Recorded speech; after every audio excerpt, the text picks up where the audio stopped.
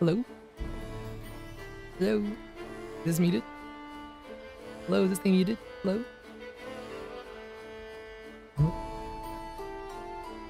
Hello? I need to get my YouTube chat to broken again. Oh, let's see. Here we are. Don't talk to me, thank you. Good job. Account reviews for real? Yes, it is account review time today. Hello, hello. I hate when it does that, but that's fine. Wait, oh, I'm getting smaller. What? 7? Let's see. Hello, Godo. I saw Henshin Fox. None your business, thank you. And Chilled. Hello, hello. Happy Sunday or Monday, if that is a thing that you are in time zone. Buh. Welcome full to burger. the Guild It is a full Tavern, burger today. where Holy legends moly. are born. I was leveling up some people the other Have a day, good one. or trying to, so there was that.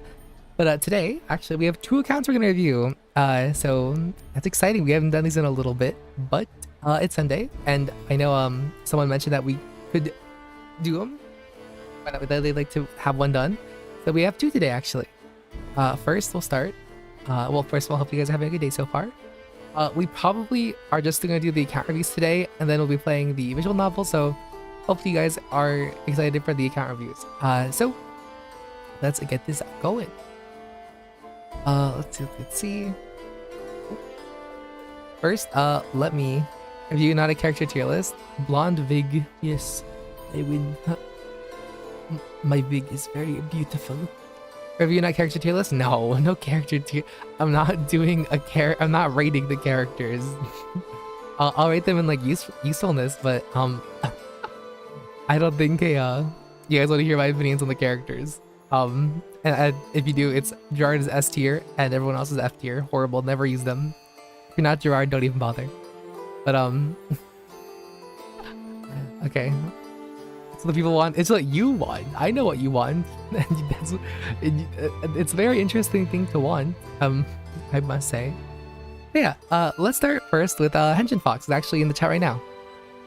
So let me read what they wrote, because maybe I can like snapshot this so we can see snipping tool, so then you guys can read along with me. Let me not get their account stuff in there because that'd be real bad. Save. Pictures, OBS, image, delete, tune, browse, pictures, where'd it go? It's in my Somni pictures.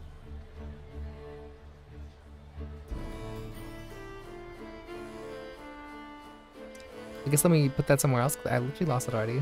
What? Clipping tools. Put a bean. Save. Pictures. Put it here. Like that. Lovely. Browse. Pictures. This. I think right here. Yes. I think it's a little bigger. Oh my goodness. Alright. Can't stay long. Only a 15-minute break at work with less than an hour. Perfect. Okay. Alright, well, let's read this with me. My account has been progressed to A4 Route 5 on the first run. Nanya helped me convince Tommy to rate characters by looks? No. Tom cheese, exactly. It was after encountering the Null Shadow for the first time. My main team is Ninja MC, Knight Deborah, and Fighter Chloe in the front, and Yuzu Ninja, Ninja Yuzu, Priest Alice, and Fighter Amelia. I don't feel like I'm struggling too bad currently, but beating the Bigfoot at A4 did take a few attempts, and I just made it through on the last attempt. I have 2 copies of most every female bespoke. Wanted to wait and see if I can get on the Savia in case I get 90 or 84, so I could use that one to merge to my main Savia and make the 100-one the extra. Because I wanted to be able to choose between 2 classes without too much issue. It's not a pop in. Good luck with the account review videos. Goodbye. Goodbye. I've been using my tags perhaps a bit too liberally since I realized I wanted to make a farming team, as well as level Camille. I am intentionally not disciplining my Alice because I hope that maybe someday there'll be a female bespoke priest, healer, or mage to replace her. A guy can dream of all. I do. I'm sure Link also agrees with you. Link, funnily enough, Link's the other person that is gonna have an account re-review today. and they are also a bespoke connoisseur, where they try to only use bespokes, and Shelly is his honorary bespoke or person on the team. Any copies of Alice I usually get get inherited, but I do try to invest a bit into her when I can, so she doesn't fall too far behind. How can I join this? Just send the character deal something. I see. My gems go to any female bespoke banner to try and get at least discipline 1 on main girl in case they get an alt. Lastly, Yuzu, alt Savia, and alt Shio messed me up. Lol. There's a lot of bespoke back to back, well, basically. As of late, I've been farming Alabaster aggressively. I'm not sure if I'm ready yet for the next boss. My equipment is pretty dire, and honestly, I think I'm being carried by Yuzu in the hairpin. I managed to roll. I decided to spend a bit. I do decide to spend a bit. Wait, where is it? Oh, and I do spend a bit to get the 10 bones for the female bespoke banners. If they have them, I think they're for the 749 USD at once. Just some guys need where I'm at. Hope it's not too long. It's perfectly fine. So let me disappear for a little bit. Hello, it's me. Yeah. So, how can I join this? If you're in the Discord, Fallen, there's a pin in one of the chats that has like Nisi wrote, gives you a quick explanation on how to submit for an account review. Usually I try to do it only on Sundays because the one day we did this, it literally took, I did like 4 or 5 account reviews and it took like 3 hours. It was actually kind of crazy. So we'll just be doing 2 today, and then we might play a little bit of Viewerlocke, just get the dailies done, other stuff, and then we'll probably do more visual novel nonsense because I want to get it done so bad. Get it done. So another Beastkin main based. I know, right? Isn't that fancy? Unironic. They're very, very, very. So we're gonna see 2 Beastkin accounts back to back. So yeah, let me turn off my screen so you guys can't see me type in their spicy information because I'm not losing nobody their accounts today. Let's see. Do this, bada bing. So, and then once again, make sure to issue a new password after I'm done with your account so I don't have access to it afterwards. I mean, I wouldn't steal it, but you know, better be safe than sorry. Yeah. So let's do this. Lovely. And let's take off this. And you probably just delete it. And then go here, I think. Alright, lovely. Yeah. Alright, perfect. So this is, yep, Henshin's Fox's account. We can just double check to make sure they say what they are, where they are. So yep, we are in A4, which is pretty good. First run through, and then as he said, he's stuck on the Yeti or the wolves. Welcome. Not the wrong button. Always ready to serve. Stuck on Omnius. Hello. Yep, that's the wolf, all right. Return to time. All right, perfect. Let's see. This. All right, and then as he said, Knight Deborah. You need to speak. Go on. Ninja MC, which is super cool. I think Ninja MC is awesome. I think Ninja MC in A4 is a little hard to run due to a lot of enemies having high defense. So unless you have, let me see, his daggers. Yeah, I feel like A4, like I know if you all were playing since the two-handed buffs got in place, it didn't make one-handed weapons any worse, right? Because they didn't get nerfed at all. It's just that the two-handed items got buffed like a ton to the where they, because so before, right, the argument for having a one-handed weapon and a shield was that you got a lot more blessings. The damage was it was a bit more compared to one-handed to two-handed weapons, but ever since the strength-based plus rework, it's like so much more noticeable that it's usually most people do run two-handed weapons. Unless you have the three hits one-handed weapons like the Raven Dagger, the Blade Cuisinart, or the Hairpin. But yeah, honestly, I think Ninja. I think Ninja's one of those classes that want like an insane amount of attack, especially because they can dual weapons, right? They're a class that has like a very, very high floor, where if you don't have enough attack, they feel pretty like rough to use, especially in A4 where a lot of enemies have high defense naturally. And I'm sure Sami's always at the right time. Yeah, I'm always at this time of the day, Friday, Sunday. Yeah, and the frozen debuff if you're not using a two-handed weapon, your attacks will do like negligible damage. It's kind of it's actually insane. I don't know if you've ever tried it, or if you've ever been like in A4 and someone's frozen and then you use like a dagger or a sword. Your attacks do like nothing. It feels really bad. So the frozen debuff also not only doesn't lower your accuracy, it also, like I said, it essentially like makes anything that's not a 200 attack feel like useless. But I personally don't have a ninja with high enough attack because I stopped using ninjas. But maybe at some point there's like a threshold where you break past that the frozen debuff, like defense increase. I'm not sure, but we can maybe test it out on this account and we can see how it goes. But yeah, I do like ninja though. I think ninja is really fun to use. And yeah, as Gavin says, you want like for ninjas, like 300 to 350 is a pretty good benchmark for ninjas for each hand. And Chenshin Fox is clearing that pretty comfortably. Surety, 104. That's a lot. That's a really good surety actually too. Wow. I'm not really a surety a surety enforcer, so I'm not really too picky with that kind of stuff. But yeah, I think ninjas probably do like surety a lot. And let me check your skills. I'm a little nosy. Ooh.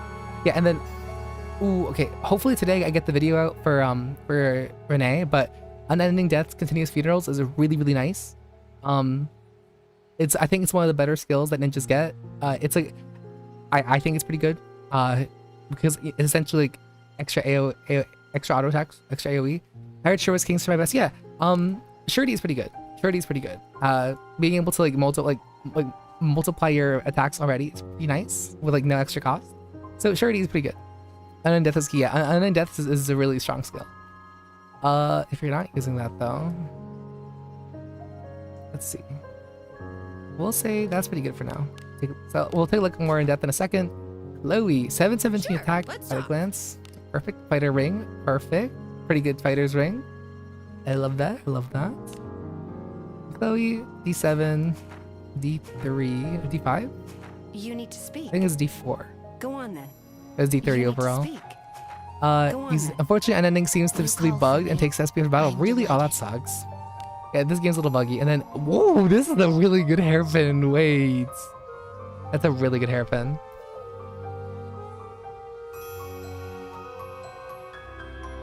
Wow. Your Yuzu does need a little more attack though. Although I do agree. See, that's one thing that I don't like about Rangers. Oh, not Rangers. Oh my gosh. That's the thing I love about Rangers is that you can afford to build a ton of accuracy. And I'm so lucky my other hairpins are two hairpins are ones 2-star whites. Oh, that's rough. Yeah, but a plus 15 hairpin, by the way, with 2 attacks on accuracy, that's so good. This is so good. Like, this is insane, by the way. This is a lovely weapon. Ideally, you do want more attack on Yuzu, but I do understand having an accuracy, like wanting accuracy, especially in A4, because enemies are pretty evasive. If you're frozen, your accuracy plummets. So I completely understand wanting this at all. And then honestly, I don't like the floral uchikake. That's how you say it on Yuzu. I know it's her gacha chest piece. But honestly, if she's getting hit, because when attacked has a chance to inflict charm, it's pretty rough. But if this one attacked, so if you actually have a nice floral uchikake, if I'm saying that right, it works actually really well on Savia. I know you want to use Savia, so even with this, honestly, you probably could do some funny cheesy stuff with it as well. Expensive weapon, yeah. This is a really nice weapon. What is it? Gilbert kunai, you haven't farmed the new kunais yet. Fine. Ooh, these are really nice shoes. Oh wow. Okay. Yeah. You're farming the Alabaster, which is awesome. Let's see. Ring. Fine. Yeah. Honestly, if I were you, I probably would ditch this chest piece. I know it's her like signature, but Dracom has a funny way of making like gacha items for a character, where like I honestly don't think I would ever recommend wearing this on Yuzu. It's weird. It's really weird. I probably would go for like anything that has. I'm still building Savia Alter as Thief. Honestly, I think Savia Alter as Thief's pretty good too, because they have extra SP, so you can do more Black Beast feints. Honestly, I'd probably go for more of a surety or action speed chest piece. I mean, how much action speed do you have? Oh, okay, you're set on action speed. Honestly, in my opinion, if you have anywhere from like 80 to 100 action speed, that's all you need. the only time when you need more is if you're gonna go for the action speed like strategy where you like get like 300 plus action speed and then like and try to loop enemies. I forget how much it is. I forget how much you need. I think it's either 300 or 400, which is it's a lot of action speed. Like it's a lot more than I think anyone can feasibly get without using gacha items, having like 5-star red fast pieces. So for most players, I wouldn't even look at that unless you're like dedicated, grinding crazy, spending lots of money.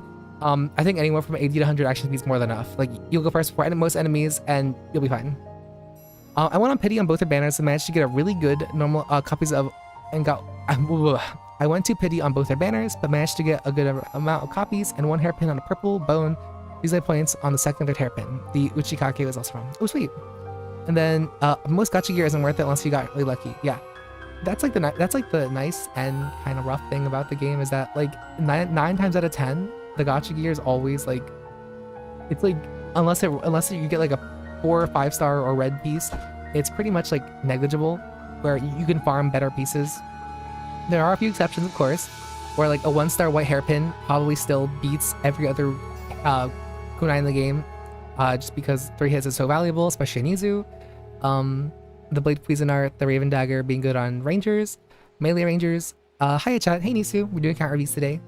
But yeah, you definitely want to get more attack, which I know it feels really hard because your gear looks really good already, even but you really do want more attack, which is, I know it's really rough. But Ninja and Samurai are such greedy classes where they want so much investment and they'll pay out. Gacha gear is best as a stand-in. Yes, I do agree. Especially if you're early on in the game, like just getting like a 1-star silver tier weapon, it'll be super strong to carry you into like A3 or A4. But the game is nice where that you can eventually farm just better pieces if you didn't get like an insanely strong gacha piece. Yeah, so, and like I said, we'll look at the attack in a little bit, but there's that, and then level 69 and crazy. Oh, But you want look at this, 10 million experience for 70 on a base class, 24 million and not even 70 yet. That's also one thing I really dislike. I feel like the only MC ninja building a bit easy. I would say ninja MC is a bit easier to build because they can be good and neutral, so you can do frontline ninja without messing with Lannaville. I would argue that Yuzu's also a quote-unquote easy ninja if you have hairpin, because hairpin's just so strong. But yeah. Yeah. Also XP is crazy. But what's this? Oh, what is it? Oh, these are nice. They're nice. Div magic gloves. Crazy mage robes. Oh, these are yeah. Oh, this is a really good Alice. Wait. This is a really nice Alice. 400 divinity, not bad. Okay. This is an A3 staff. Yeah, it's gonna be hard to replace this. 4-star. Actually, maybe it would be. It's like one div line, but then Amelia. Oh, I haven't seen a fighter Amelia in a while. What is it? Wow. Okay, D6 Amelia, 85 strength. Not bad. I like it. If you attack 3. Too much div. Not enough div. More div. More divinity. Oh, let's see. Heavy attack 3 is pretty good. Poised. The soft cap for div is 3. So that's the thing about divinity, right? Is that yes, the soft cap is like it is 300. Or I don't know what it is exactly, but the more you have, I mean, it's not a hard cap, right? So the more divinity, the better. Honestly, still, because there's not really any other stats you really want on your priest anyhow, in my opinion. Because like, so let's say you stop at 300, like what else are you gonna get? Sadly, time to go back to work. No worries. I think I'll see a little bit. You could go more evasion, I suppose, but honestly, diminishing returns. It is technically diminishing returns. Yes, action speed, but the thing is, right? You don't really need more action speed past a certain point, right? Like unless you're going for like 400 action speed to like go to loop, you don't need like which in my opinion you need like really good gear, like fast gear. You need like there's that one piece from what's Alice? Not Alice. What's her name? Deborah. All Deborah has that one headpiece that gives you more action speed or turns action speed to evasion. So it's basically to do that, but honestly, I don't think you need more action speed unless you're gonna go for those like insanely high numbers. I mean, it's never a bad thing, right? Because, you know, maybe over a course of battle, you get like an extra turn. Should I give evasion? Should I give evasion for fighter class? Evasion's never a bad stat. I mean, past A3, evasion's a little harder to use because of the way the frozen debuff, and a lot of enemies have good accuracy. But yeah, you can add speed and use Porto scroll plus set up. You can add speed and use Porto plus scrolls to set up debuffs. Sodos, yeah, what's up? I mean, okay, here, like I wish I could showcase it. Maybe I'll showcase it on Henshin's account, but yeah. So let's take a little closer look at everybody else. What is it? Oh, that's a nice spear. What is it? Charity 67. Yeah, and then this Deborah's being a Knight Deborah, which I think Knight Deborah is amazing. I think Knight Deborah is one of the better knights in the game, simply because of the SP recovery. She has a lovely, let's see, what's her discipline? Looking forward to the next update with Sub Monk, aka the Hands update. I'm very excited to see how they're going to translate the Knight as well. Surety and Evasion, which is amazing. I love Surety as a discipline, like you know. Surety is one of the stats in discipline that does not get increased without being stated. So I think it's awesome whenever it's there. D3. And Deborah's one of those characters that obviously is very hard to discipline because her inherit's so awesome. So I think it's fun that you're trying to build her up a little bit. And let's see, Way of the Thief. She's also looks like she might be your chest opener as well. Let me see. Is she? This arm, it might be MC actually. Sure. Holy moly. Oh no, it's Yuzu. You call for me. I'm delighted. Yuzu, yeah, I just saw. That's a good, that's pretty good. 116.85. Not bad, that's pretty good, that's pretty good. Let's see, go back to Deborah. You need to speak. Letter promises Go on and then. smell of the shield. Okay. Ahoy. Hi, Marshmallow. We have Unyielding Will, Way of the Knights, Wisdom of Truth, and I don't think I see, what's it called? Sanctuary's Blessing here, so you're missing that one. Honed Abilities is also pretty good. Can't complain about that. Handcover 3, interesting. At least when I'm not farming, I actually use Beast Thief when farming. Oh, cool. That's awesome. Level 2 Beast Folk Goddess, pretty nice. Cool. Where is it? And then how much evasion do we have? 110. No.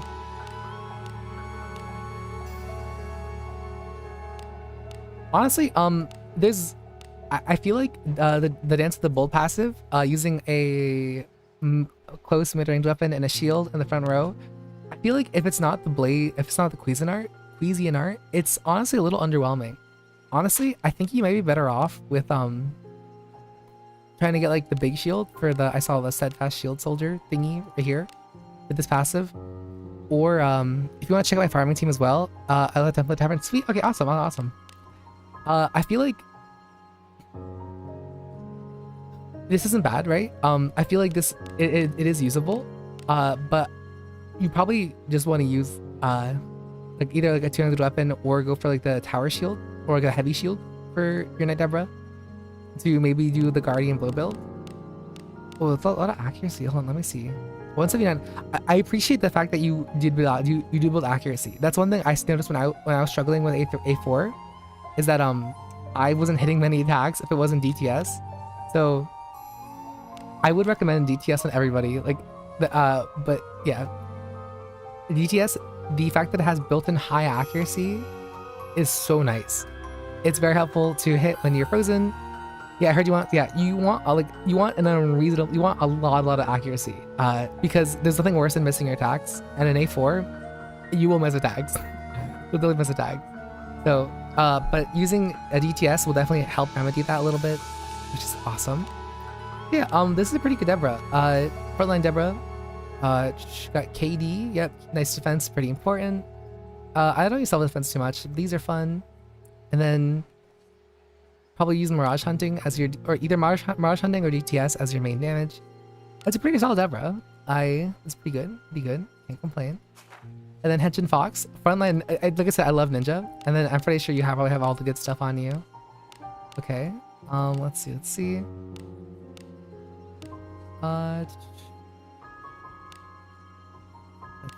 Let's see. Yup. Wisdom of Truth, Agora. Thanks, Blessing. Probably everything else. Awesome. That's a really good ninja. Like I said, I love Ninja MC. I think it's fun to use ninja. Arena. Arena. You want like even more evasion. You want like insane stats.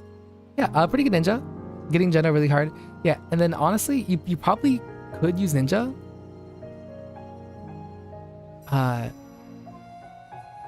You probably could use the Ninjato buff to make like frontline ninja a little better. Yes, we showcase farming teams, please. Oh, I'm sure. I guess we could show off his farming team. That'd be fun. Sure, let's And talk. Chloe, awesome Chloe. Chloe's pretty strong, very easy to build or build up. It's awesome. Poised, heavy attack 3. Yeah, I feel like if you could try getting a Ninjato, that'd be awesome. Honestly, since you do use Yuzu and Ninja MC, you might want to start trying to farm an A4 Route 4. Route 4, it's either Route 4 or 6 that has the ninja show up, so you could start getting the beclouded items. If you want to see my gacha logs, you can check out my adventures. Ooh, okay. Yeah, Way of the Night. Thanks, Blessing. Perfect. Oh, A4, R4. Yeah, I believe it's either R4 or R6 that I think probably I think R6 is better. At least I did R6 for a while, and I found some success there. They're super rare. Honestly, they are super rare, unfortunately. You could try the Oni Cave, but I believe R6 is probably best for ninja gear. Yeah. Oh no. For Kunai, the new ninja quest. Oh, are you talking? Oh, the Shadow Cave one. Okay. Get more on A4. Honestly, there probably still is a point to farm it in A4 because of the Snowbird's helmet or the crest. Maybe we have some to showcase. The Snowbird. A4, the dire birds. I should show it. Yeah, this is like the best hat in the game that you can farm. The dire snowbird's crest feathers. It's a mouth bird. I got a 1-star one, yeah. It's a pretty rare drop from certain enemy formations. So, and it does drop the most, I think, from A4 to on Route 4 to 6 in A4. That's Route 4 and A4, or either 4 to 6 and A4. As you can see, built-in 5 action speed, 10 evasion, and then I guess the rest is like whatever, right? But this the action speed, evasion are like what you want to look at. So for most characters, this is gonna be like the helmet you want to get for them, which, you know, we love farming rare items. So because you're closer to Hot Spring, you can go off the Harken and rotate off mobs.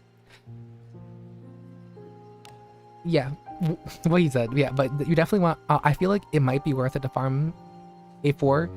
Maybe if you already have a good one, or you really want the beclouded weapons faster for your ninja or samurai.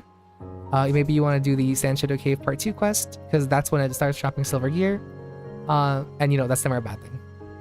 Well, I'm seeing all these red gear. I'm starting to rethink getting my account reviewed because I'm scared of what you say.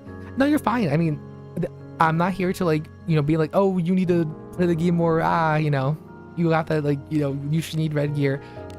Because like, Fallen, I'm sure you see my account. My account's pretty, you know, it's flying by duct tape and hopes and dreams. So I'm just here to point, you know, say what they're doing, and you know, try to hopefully point you in the right direction and give you some tips, or say what I would do if I were you. You know, just like, you know, things that, you know, that you might not have, you know, forgot, you know, things you've forgotten or you haven't even, you know, you haven't expected. Yeah. But like I said, you need to farm 8 hours a day or you're a bum. Exactly.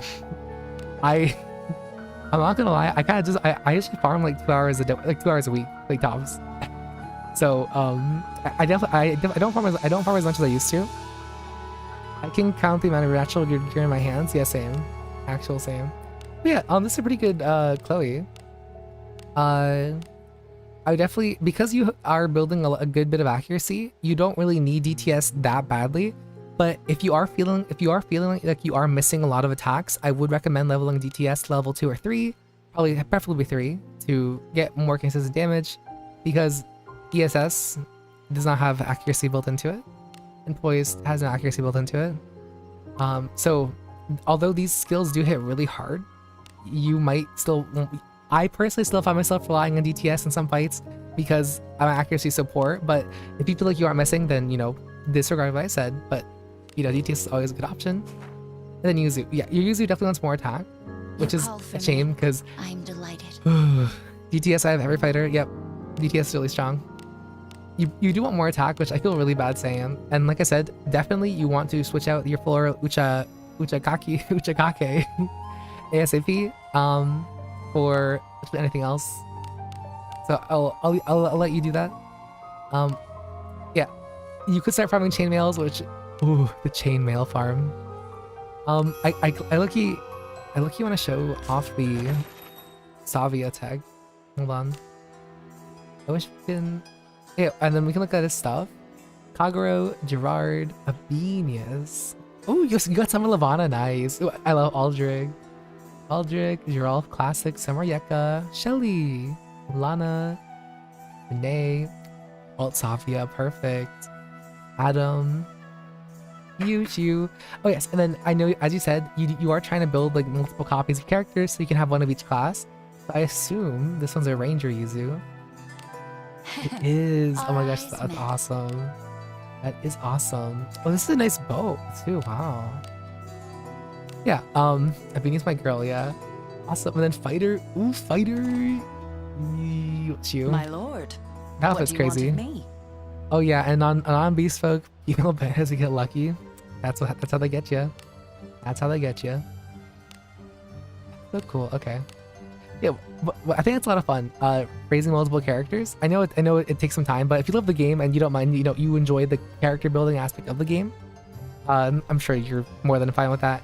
And I don't know if you saw in the update, but they did mention that they were gonna try to make building characters easier. I'm not sure how they're gonna go about that, but I do hope. I'm fingers crossed. I really hope they bring the experience cave, the daybreak cave, at like a once a week kind of thing, right? Like maybe you can go like once, yeah, like once a week you can go in, which I would love. I would love to get more like easy experience.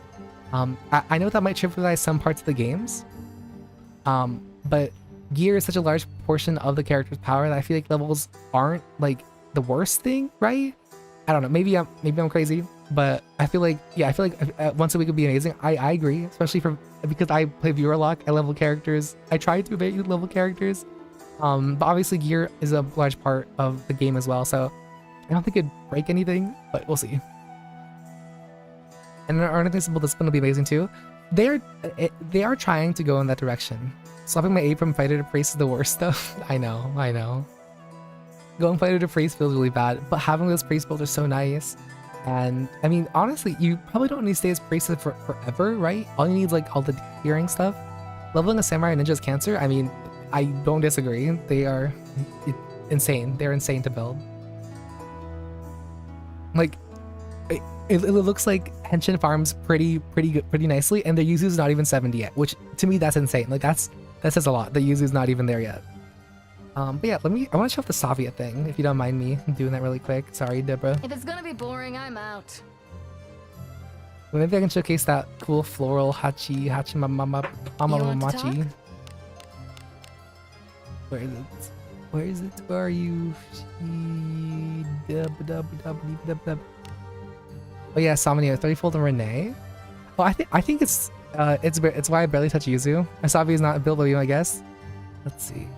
Where is the Uchu? Or I'm gonna see how long I can deal with having Knight Deborah and Knight Lana holding hands. I mean, honestly, 2 knights isn't the worst thing, right? Like knights are probably like this, like second. Like I think knights are just really nice, especially in A4. I think A4 really appreciates you having knights. My god, so SE efficient. Yeah. I'm making a video about the alt Renee and. I guess about 3-fold on Renee in general, and I feel like 3-fold is basically it's essentially like it's kind of a better unending funerals, whatever. Well, it's situational, right? Each little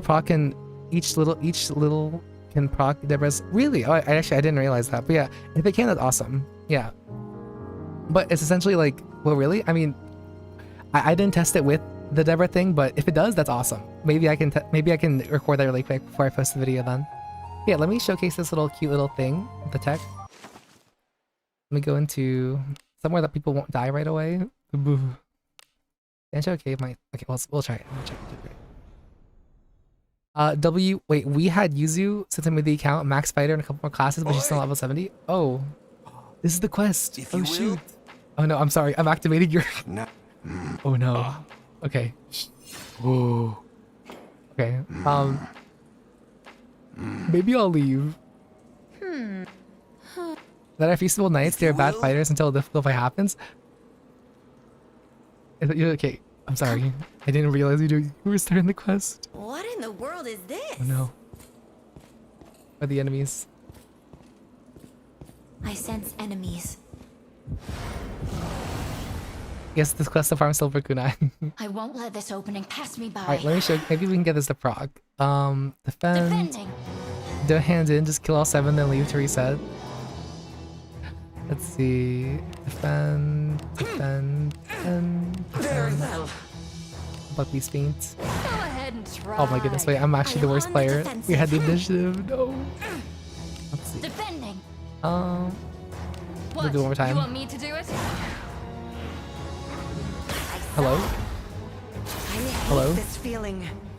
Ah, so annoying. Okay, please don't kill.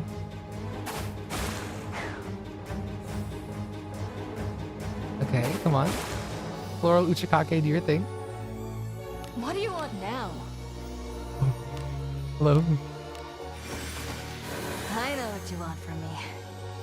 I will heal the A god's mercy is upon you. I'm back to normal. Didn't proc. Hello? Did I give it to you? I did. Where is it? What? You want me to do it? Go ahead and try. I saw it. Not even close. Oh, there. See? Charm? Oh, okay. You're alive. Perfect. Ouch. You're still charmed, right? Oh, that's so cool. Okay, we broke the charm. Okay, well, the counter, yeah. Okay, I wish they would add martial artists. Oh, mascot. Your wish will be answered pretty soon. So, okay, maybe don't do that. But yeah, if you can like attract the character's aggro and again, yeah. So the tech is pretty cool. If you get like a nice piece, we're gonna just leave. We're just gonna leave. Here goes. I'm sorry. Yeah. The Final Fantasy 11 collab, they accidentally leaked one of the characters' classes' names, and it sounds like they're gonna make a martial artist. Yeah. So we are probably gonna get some kind of like proto monk very soon from one of the deals from one of the characters. So I'm kind of excited to see how it's gonna be. So I'm pretty excited. He didn't tell me. I thought everyone knew. I hope we get Shanto. People think it's gonna be a girl named like Prius, like the car. This like Black Knight guy, and then what's his name? Shanto? No, it's like how would I know? Girl, no one knows. Yeah, it's like a blue-haired girl named Prius, a red-haired Lance girl, and then like a Black Knight, like a guy, like a Black Knighted guy. That's what the top 3 guesses are. Priest, samurai girl, and like this Black Knight guy. Thank you. I forget what the samurai girls. I know it's like Prius or something. Yeah, so those are like, if you know Final Fantasy 11, yeah. So the Black Knight guy, old man Matt. I'm not sure. The Black Knight guy, he's like people think he's gonna be like a knight fighter mix. The red-haired samurai girl, she's like a samurai priest mix, which I have no idea how they're gonna do that. Good luck making a character like that. And then the third girl, the Prius, she is a like monk priest as well, like a priest monk white mage mix. So and then there was something like called the combo that got leaked from the game's like auto battle thingy. So she might be leaning more towards like the monk playstyle than like a priest playstyle, which I think is pretty exciting, which means that we might get monks sooner rather than later. So I'm very excited to see that come into play. But yeah, let me get back the Deborah on the team. welcome. Who's going to be in your part? This bunch doesn't Which want is to be awesome. together no matter. Good and reliable team there. Is it Shanto? Let me type Shanto Final Fantasy 11. Shanto. Is it her? And I don't think it's her. No, it's not her. I'm sorry. I mean, maybe. We never know. We never know.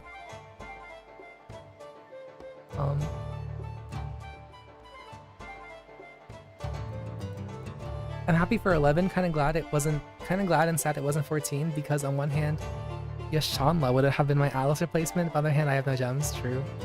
I think in Priest Japans are called Monk. I think Priest Japan are called monks. Wait, doesn't that mean adding new weapons, or they're gonna make it so they can use skulls unless they're unarmed? I'm not sure. I'm sure I'll find out very soon because this was added pretty recently. So, they might add a new weapon type, which I don't know how they'll handle it, to be honest. But I guess I mean, it's not unheard of, right? Because before they did use. Sound is low. Oh, sorry. I mean, before, right? With sorry. Before with what's his face? Iramas. They did release the saber, right? Which is like the first of its kind. So they could do that again, where they make like a event dungeon where you can get currency and stuff. Thank you. No problem. And maybe there'll be like a limited weapon that you can farm for her. Like maybe gauntlets or something. Santo would be a dwarf or an elf because Elmon's small elf and kind of Tartarish. Yeah, I see what you mean. The little guys. So if I were a betting man, I'm assuming that she'll have a unique weapon that you can farm in the event, and when the monk officially comes out, maybe they'll have their own like cave like the ninjas do right now. So that's my bet. But yeah, so right now for the wolf fight, it's a pretty hard fight. If you don't have a healer, I feel like healer makes it a little easier, but it's not a fight where healer is like mandatory, right? What did I say? The frozen debuff is pretty annoying. And being frozen does make the wolf fight. For the wolf fight. Which wolf fight? Oh, in A4. If you do farm the hunting pieces of gear, it's a little more consistent. Go on then. Because of the You magical called leech for me. resistance. I'm delighted. Taking less damage is very strong. I hate that fight. I was fine with that healer. I have yet to finish it. Yeah, that fight, it's rough. Yeah, I would say that you don't need a healer. You'll come in ready to go. 70 she's 50 attacks. Oh, tags, right. You could try with a healer. I made my guide before healer was made or released, so it is doable without a healer. I just feel like it might be a little easier. Yeah, honestly, having a knight in that fight is very helpful. Honestly, it's a fight where I feel like having 2 casters helps a lot too, just to keep the healing up. But for sure, a knight, and then if you have a character that is able to output like a large amount of damage, like a level 3 skill. For me, I used level 3 Cry of Ruin to end up the fight, because in its final phase it's pretty rough. But I have been doing some like testing on my own time because I know people are saying that the fight's pretty hard, and I do think the fight it's a kind of a luck based thing. But a knight, I may have to bring back Banglana. Yeah, I have level 3 Blossom. Ooh, okay. It might be so. The issue with Blossom, right, is that does that help? Yeah, I like running a knight in A4. Yeah, A4 really makes knight feel like a very valuable part of the team. I feel like, and from A1 to 3, knight wasn't like crazy important because damage helped better. But in this abyss, having a knight to tank hits that usually can like one-shot the characters, or just to reduce damage taken as a whole. Oh, fun. How do I get on the list? Oh, every Sunday, well, for a while ago, Coffee Brains, we had a account review every Sunday, at least one. Today we're doing 2, and then, so if you want to do one, if you're in my Discord, you can shoot me a message with a little, like, there's a thing, you shoot me a message, and we can get that done. I can't find the account or anything. Oh, here, I'll do it. I'll send it to you in a little bit, but I developed knight mostly A3, A4. Yeah. I think knights definitely have shown their value, but I do think level 3 Hugh in the wolf fight's it's a little unreliable. Because when he does the linked howling, the wolf summons he has are much stronger, so the Hugh might just hit the other wolves. You call for me. So it's a little I'm hard. delighted. Honestly, I think poise probably is enough.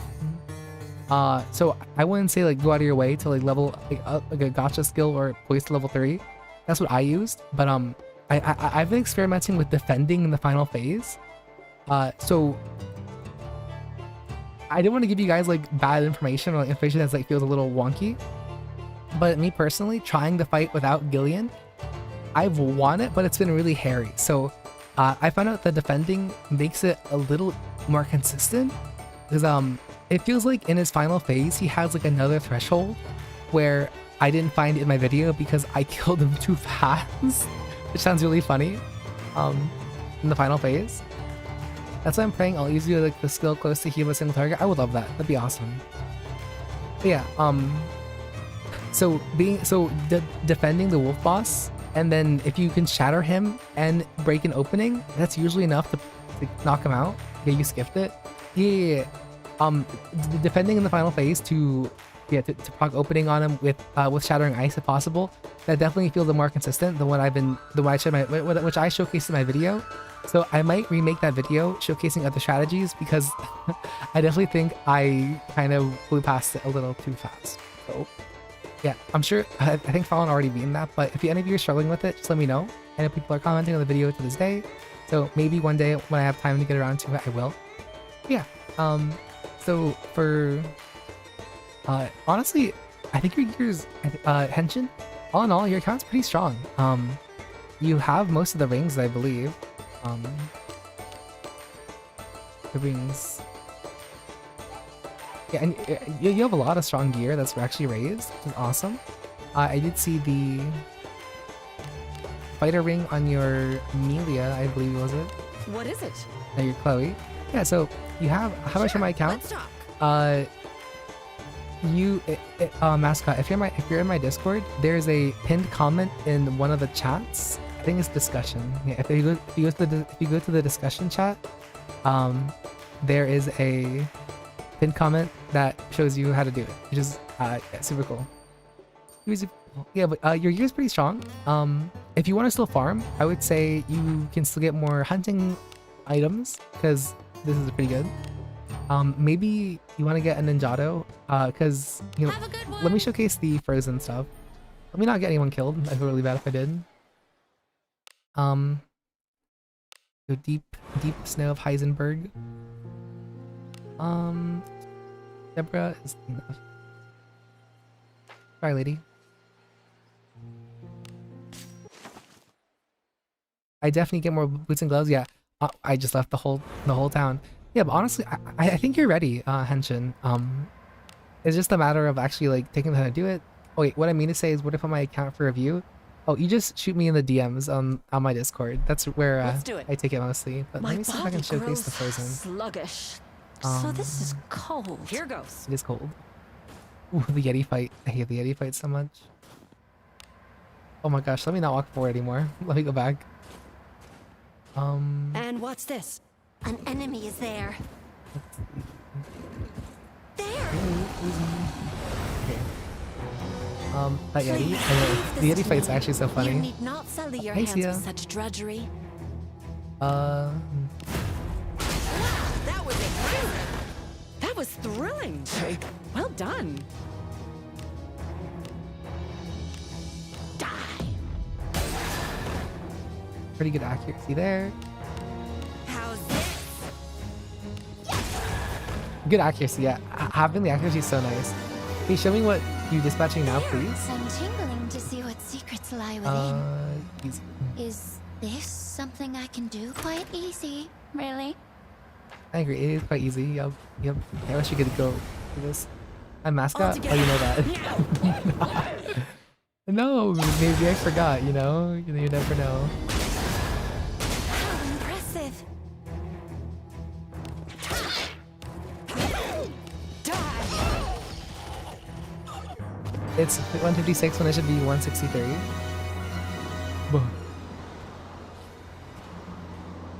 Let me see. Can I showcase the? Where is the fight? Where are the fights? Hello? There you are. With the two of us here, there's nothing to stop us. It's in the video description. What? Wait, what? Okay, this is not the fight I wanted to showcase it on, but oh, look, ninja right there. Well done. There you go. That's your 3-star ninjato, by the way. You're welcome. No need to thank me. No need to thank me. You know, Is just doing my part. Just doing my something part. I can do quite easy, really. Ninja. Let's see.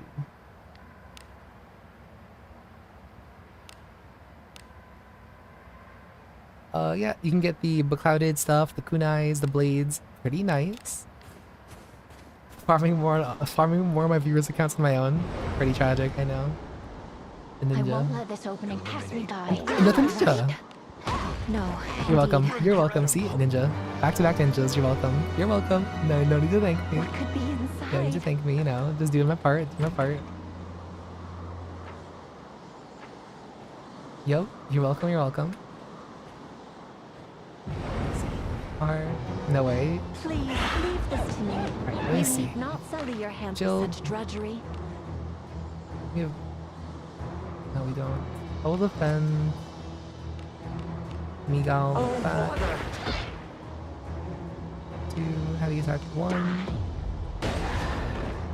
Heavy attack 1 on How's you. this?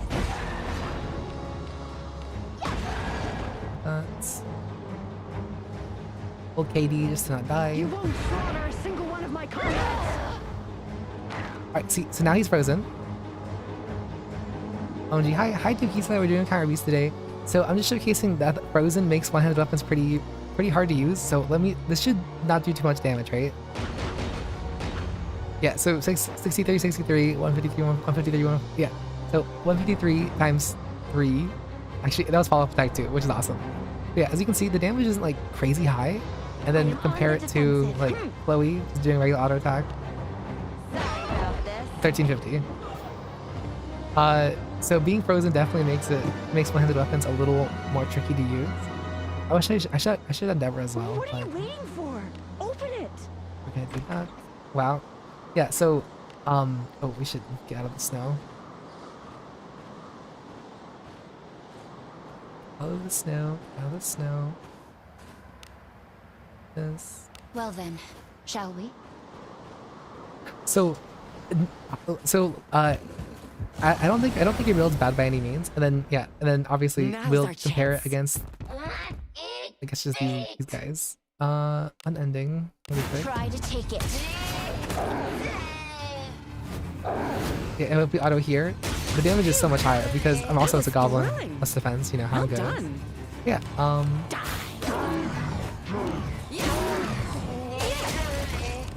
This. Not bad for a human. That's interesting. Who said that? Amelia, is that you? Oh yeah. What could be inside? Also, you're welcome for farming. You know, This no need to thank me, something I Henry quite Fox. easy, I really? want to make Amelia fighter so bad. Yeah, I think she's a pretty good fighter, honestly. Fighter thief is Let's a go. pretty good class combo. So if you do like Amelia, it's pretty awesome. Do nothing, so you can still pick from that. Thank goodness. I said I could. Perfect. Perfect. Thank you. I can't wait to soak in a proper bath. But yeah. Who is this? All the never can drink. Drinking. All right. Perfect. Let's see. But yeah.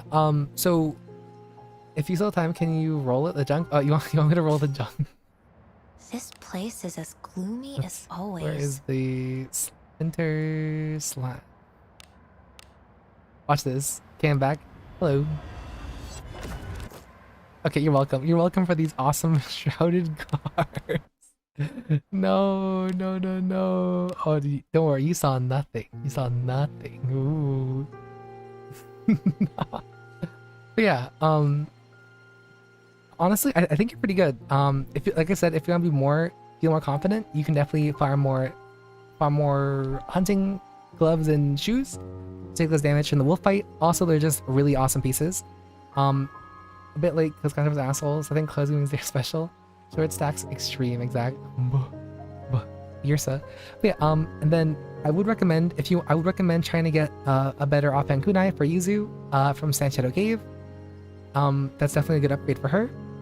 I would recommend trying Ninjato on MC or trying to get a good one. So maybe try to farm route 4 to 6 in A4 to get better, to find ninjas, to get the Ninjato. I mean, it might appear in the Sand Shadow Cave. I don't know. I don't know the year in there too well. I haven't farmed in there since the quest update. So maybe it's better. I would double check my stuff, but definitely try to get Big Collected Kunai for Yuzu. Get more attack on Yuzu. I would say try to go for like 300 attack on both hands. I know it's a little hard. I am delighted. But I promise, the more attack on Yuzu, the better. I mean, I'm just kind of saying. I'll try to send Shadow Key after beating the quest. Yes, awesome. Definitely also, like I said, you might want to try that defense shot against the wolves.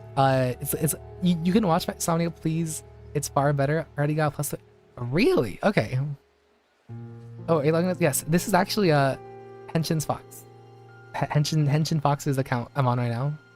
So yeah, this is not mine. This account's pretty nice as well.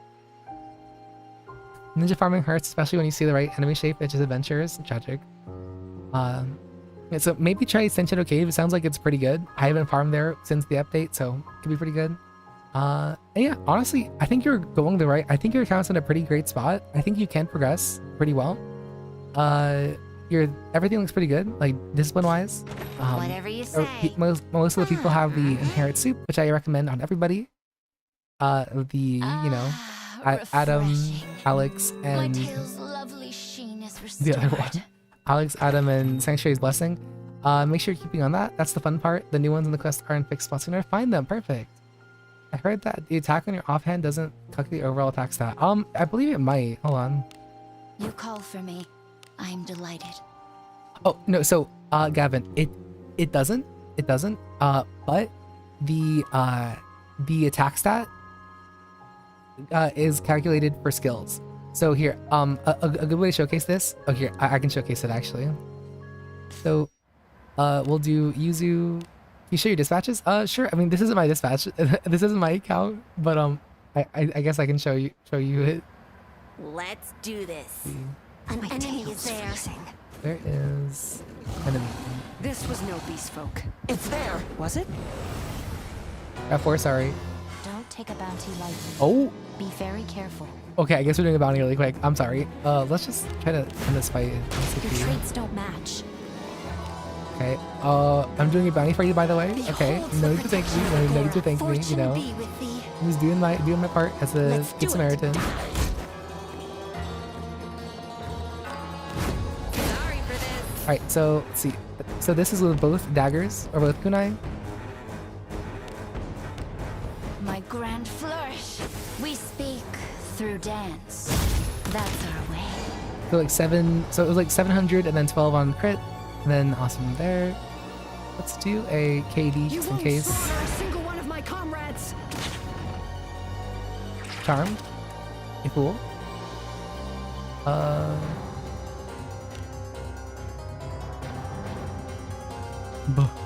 Oh god, where is it? Where is it? I'm blind.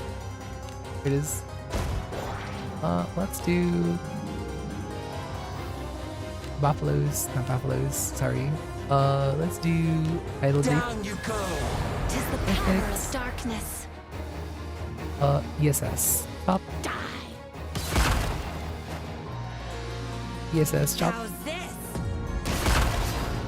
Alright, and then if we take off this kunai,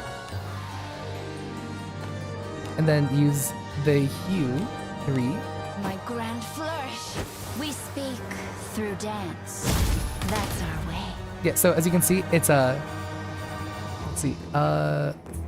That's the bounty I farm. Really, can I get the best? Wait, are you serious? I actually didn't know that. That's awesome, Skipwith. Thank you for letting us know.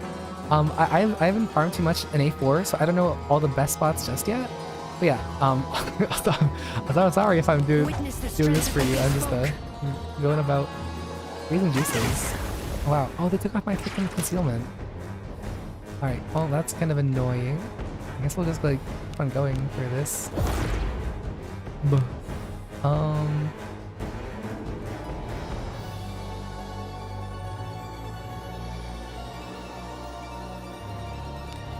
I will heal the Mario's blessing three. of helping. Agora. Please stop.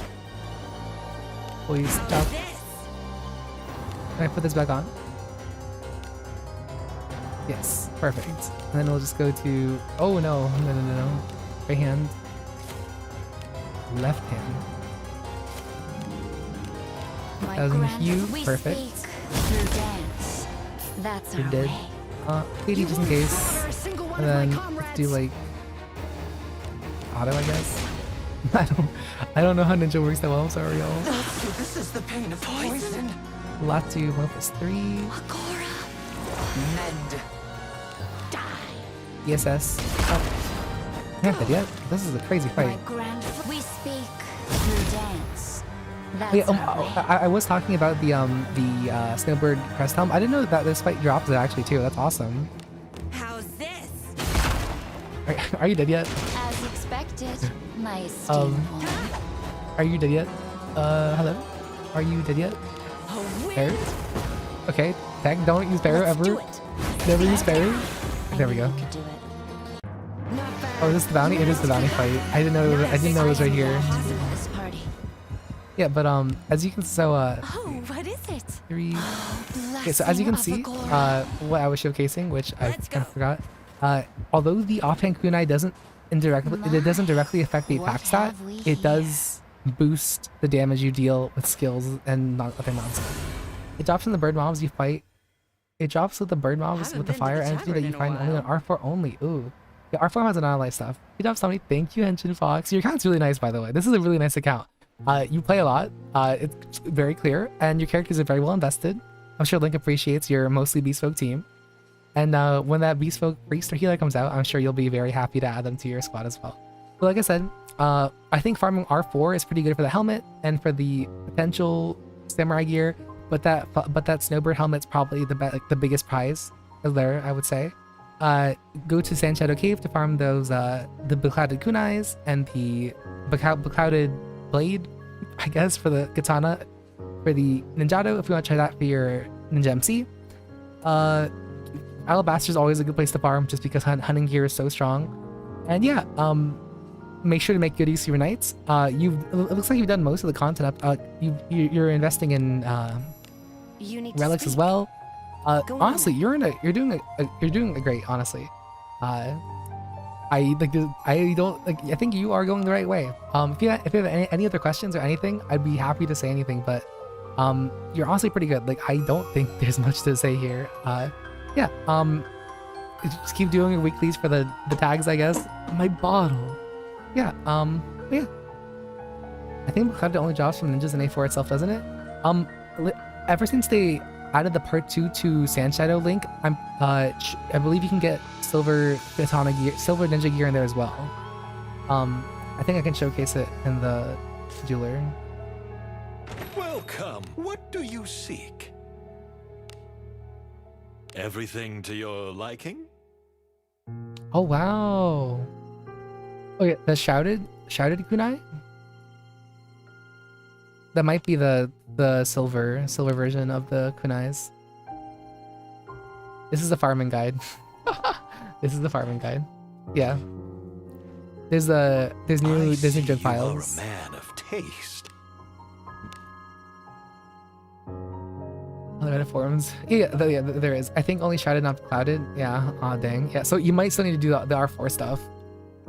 Okay. Well, so yeah, thank you, Henshin Fox, for showcasing your account. It looks I'm lovely, always and ready thank you to for serve. letting me, showing everybody.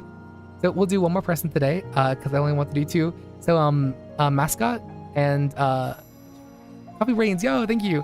I'll make sure to I'll do you guys next Sunday, unless I'm misinformed. But Cloud is better, but both are silver. I actually don't know which one's better.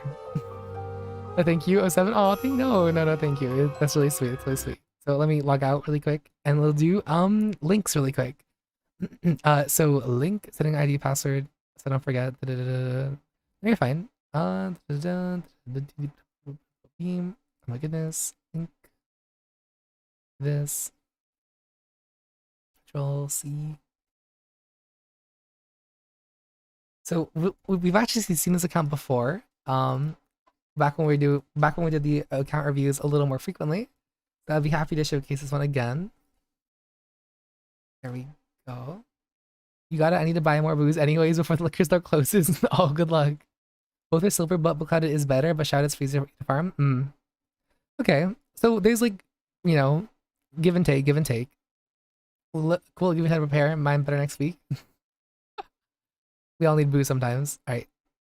And we are back on Link Gold's account. Oh my goodness. So Link Gold's our resident Bespoke player as well. So I'm glad we have two people that love Bespoke as much as like I do, but I'm not too picky. And once again, Yuzu's still at level 70 because leveling a ninja to level 70 is probably one of the worst things you could do to anybody, like ever. Definitely easier if I got a plus 15 shrouded, only have a single padded. Ooh. Alright, so let's see what this says. Let's see. I haven't gone further than beating Chorus in A3. Oh, that's from the last time. Oh my gosh. Wait, no, that's last time. Alright, let's see. Currently at A4 Wolf boss fight, grinding for new better gear and leveling Shun, a 70 on fighter to get the last passive before switching back to Samurai later. I almost said, I was like, we are definitely not at the horse still. We're in A4 now, so we have resident Beastkin main and resident Shameless Furry. Have a good Shisomnia. Thanks, mascot. Have a good one. Shameless Furry. It's okay. No need. We are proud to be. Yep. So let's take a look. So from last time, What? I wish I had a little way to showcase where Link was or what Link's account looked like last time. But the last time Link was here, he was actually in A3 fighting the horse. So he's actually he's all pretty on par with Viewerlocke. He beat Yeti before us, unfortunately. So you're fine. So we're going to let's see. So we'll be looking at his account now. So Gabatis D1, Link Gold is D0, which makes sense. Shiu, which is Fighter Shiu right now, which is awesome. As he said, he's trying to get Armormanship right now. 2, get the passive, which is extra stats are always good. Just so you have no idea how sad right now. There, no. What? 80. Let's see.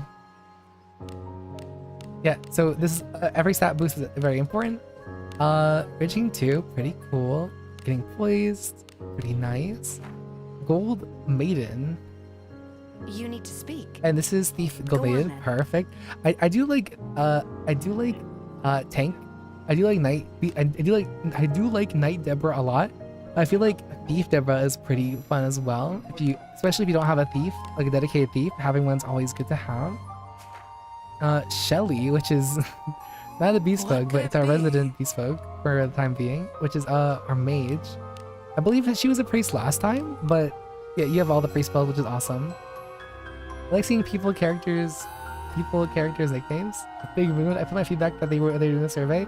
I feel like we'll get a priest bespoke soon enough. I'm kind of excited, honestly. I feel like when that drops, it'll be awesome. And then a Yuzu with level 3 Hue. Level 3 Hue, yup. Level 3 Hue. That's perfect. Awesome. So, this account's pretty nice already. Let's look at the gear. What? Master Knight Ring. Ooh, is this a ooh, this is a nice dire crest feather helmet. Wait. This is good. Wait. Link, this is an awesome piece. Whoa. Whoa. This is a really nice. It's pretty hard to get a nice one, so I can't. This is nice. This helmet alone has so much evasion. That's insane. An insane amount of, and then action speed as well. Yeah, what a unit Galbatis. Yeah, this is a nice Galbatis. 186 evasion. Oh shoot. I'll take a looking at the passives. You level 70 his fighter class. Whoa, that's awesome. That's awesome. Yeah, wasn't the truth.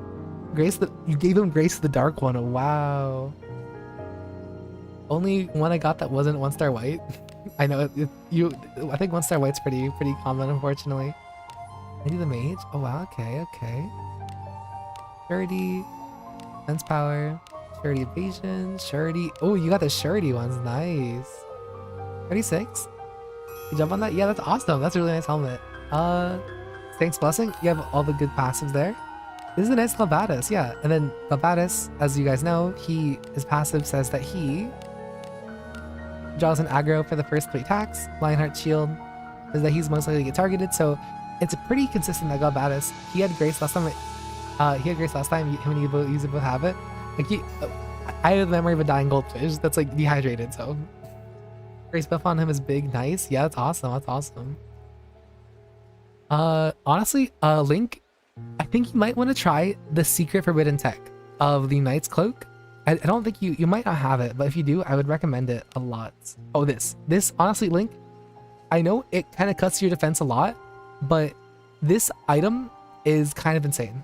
I don't know if you've seen the testing on it or not, but from my personal experience, this item feels like a level 4 or level 5 Way of the Night.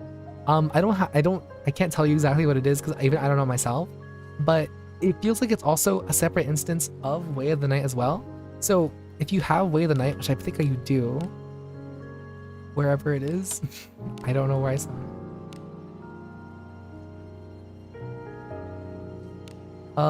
I think I saw it somewhere. I mean, you definitely have it. Yeah, the Way of the Night too. It's really good. It's really good. It's really good. So I know it's like a 1-star white piece of gear, but this item, I feel you should give it a try. I don't know, like here, maybe I'll showcase it for you just so we can all show it. We can all see it work together. But all in all, this is a pretty nice evasion heavy Galbatus. Way of the Night's a game changer. Dokisa, Dokes, hello. And then Link Gold, you are our resident fighter, I believe. Yep, fighter with all the good stuff. I don't have to check. That long list says it all. And ooh, Cry of Ruin for Gillian, my love. And then you have lots of the spells. No Makalki, which is fine. You don't really need it. I'm hoping to get Open Finality on him later to aggro entire roll to the shield. Ooh, I wonder, does that work like that? If it does, that's awesome. I actually don't know how that works. I don't use the shield too often, but yeah. Level 20 Warblade, perfect item. Master Fighter Ring, lovely. Shiyu right now is fighter. My lord, what do you want of me? Nick, that Night Cloak is so OP. You had people bringing 6 of it to Dwarf Dragon and Battlefront.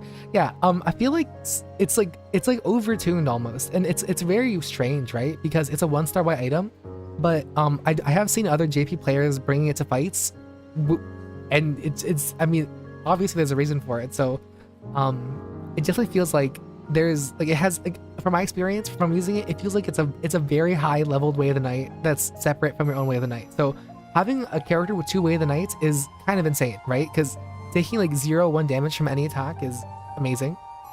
And especially as Galbatus, that draws so much aggro naturally, and especially with the Lionheart Shield. Where do you get Night Cloak? Knight's Cloak is from A3. If you have Duke Ixion alive, there is a quest that you can do. It's called like something Exterminate. Maybe you can see it. Hold on. Yeah, but so if you guys don't have a Knight's Cloak, I would recommend doing it. Wow, I'm glad I've been farming it monthly to know is that good. Yes, if you've been farming it monthly, save all of them. Honestly, a team with 6 Night Cloaks is probably like, it's funny, right? Because it looks really like silly, but it's probably like the best accessory in the game. Requests are this way. Yes, emergency occurrence. This is the request. If you do this, it gives you the Night Cloak. So if you guys don't already do this monthly, I would recommend getting this because the item is insanely good. Does it stack? Yes. The Way of the Night in the Knight's Cloak does stack with Way of the Night in your passive. Don't mind all the katanas and shields. Don't say that. My ranks my best pieces. It does stack, which is insane. I mean, the thing is, as long as you're not getting hit, it's not important. But honestly, in a lot of fights, I think the hard fights have lots of AoE. So if you're just farming casually, you're better off using like different, more offensive rings, like your fighter ring, your other rings. But if you're going into challenging content, the Knight's Cloak is probably the best accessory you can bring, which feels insane. Like, maybe here, I'll showcase it with Galbatus here. Party formation is key. Yeah, we can just put this. You have a good mix. What? So let's take a look at Chiyu's inventory with all her katanas. My lord. Chiyu, where is she keeping all those? That's the question of the hour. What? There it is. Not bad. I have not had any luck with that quest. I keep getting one shot by the horse. I know. I love fighting Safe Necrocore. travels. It's my favorite fight. It's my favorite fight. Yeah, but let's see. We can probably go to like just A4. And then go to like B over here to Route 4. Go into a fight. And let's see how many times that he just blocks all the damage. Let's see. My sense of direction fails me. It grows cold. With the two of us here, there's nothing to stop us. He's so slow. Let's see. We can Defending. defend. Acceleration. Shadow And stance. Acceleration. Defense. Right, we're going to all-round cover. They will not break through. Annoying. Oh dang. Didn't proc. No! Heal him really quick. They will pay. Okay, I promise it'll prog. There we go, one prog. Perfect. Just give up already. I mean, we're dodging, we're insane. She does keep asking for katanas every fight. I give her exactly what she wants. She always talks about katanas, so I give them to her. No! You're feeding into her addiction. Take this. Do not hinder us. So, Do not hinder also, us. your evasion's really good. Holy moly. You have really nice evasion. I'd rather. Oh, sacred tree, respond thee to overturn reason. Get Lod. Get Lod. And then we can just up on cover again. As you can see, he's keeping everyone alive very nicely. Also, he's just dodging everything. So, I mean, that works too. You alright? Okay, that's rude. No, indeed. Counterattack. Witness the strength of the beast. Look at this. You never learn. There we go. Look, he's just tanking everything. Let's heal up actually. Let me see your wound. Be healed. Will pay. Dodge plus all the damage. Yeah, Let's like go. as you can see, Galvatus is amazing. Like especially if you roll them nicely, he just especially with this much evasion, he's just not gonna get hit. Then he's probably dead. End of Perfect. you. I can trust my lord with my back. I almost feel sorry for these antagonists. An enemy. Let's go back. We So go. it didn't proc as much as I wanted it to, but And what's this? I assure you, it does proc pretty frequently. It's a pretty good item. So I would recommend trying it, Link, and see how you feel with it. I do know We that ought to the return Knights, and right? see The to Knight's our ring is pretty equipment. strong as well. Especially if you're gonna go for like a no, What? don't get naked. Keep your clothes on. Especially if you're gonna go for a Guardian Blow build, it's a pretty strong item. Yeah, you have dodging. Yeah, your evasion is amazing. Like dodging an A4 is no easy feat. So it's awesome. I wish we could have showcased him more, but you built him so movable. He's so slimy and slippery. Yeah. Oh, I'm on my model. I'll look into it once I finally beat the quest. Yeah. So this Galvatus is amazing. As you can see, I think Knights are so like Knights feel so underrated. Like, I don't know. I feel like Knights are awesome. Like Knights are amazing. Knights are amazing. And then Link Gold yourself. Also, as you can see, those like let's see, what's our Yuzu looking like? Yuzu. My lord, what do you want of me? You call Master for ring. me. Oh, that's such a nice I'm ring. delighted. The Shorty Master ring is actually insane, by the way. Let's see. Clothing. Sorry, sandals. Shadowstrike gauntlets. Ooh. This is Kagura's gauntlets. Reacting with speed gives them it to the math power. God Baddis. You should be the quest for an attack mod for Yuzu anyways. Yeah, you need Yuzu needs a little more attack. Donald's fire. Hatred. Shurdy. Ooh, wait, you got the Shurdy level 5. Wait. Yeah, that's a nice Galvatus. A nice Galvatus ring, nice mastering. Blackwing robe, yep. Hairpin, shrouded kunai. Oh, this is the shrouded kunai. Is this silver? I honestly can't even tell. Spit it out. It is silver. Right, perfect. Yeah, definitely. Hihei's head guard. Oh, that's so cool. You call for me. I'm delighted. And stars. Wow. Okay. Yeah. You definitely want a bit more attack. If you can try to get through 300 attack, that'd be awesome. I know it's a bit hard because Yuzu wants so many stats. She wants a lot of accuracy. She wants a lot of surety. She wants a lot of action speed. She wants a lot of accuracy. I think it's accuracy twice. Yuzu wants so much to actually hit. Especially in okay, Sand Shadow is a good step before Shadow Day, it looks like. Yeah. Sand Shadow looks pretty good. The Haze Guard also has magical beast resistance, so if you want to like really take less damage, it looks like if you go Heat Haze Head Guard plus hunting boots and gloves, you'll just take like no damage. You'll just take no damage, I guess, from you just take no damage. Let's see. You need to speak. The Racer. Go on then. My lord. I've been working at it, but not having much luck with gear drops. Oh, that's okay. Yeah. So Link, you look pretty good, I think. Yeah, you yourself are built pretty nicely. Yuzu doesn't need too much A speed. She's fast all naturally. Yeah, definitely. And Yuzu, especially if you don't have double hairpin, which I don't expect anyone to have double hairpin. I think one's more than enough. Because the offhand also it always has the negative accuracy penalty. Yeah, you definitely want a bit more accuracy on your Yuzu, which I know feels really bad. But more attack, more accuracy. Let's see.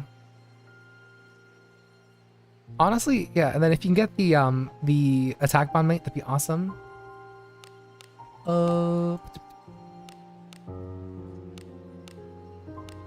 Eyes of the Honk. Oh, you did go.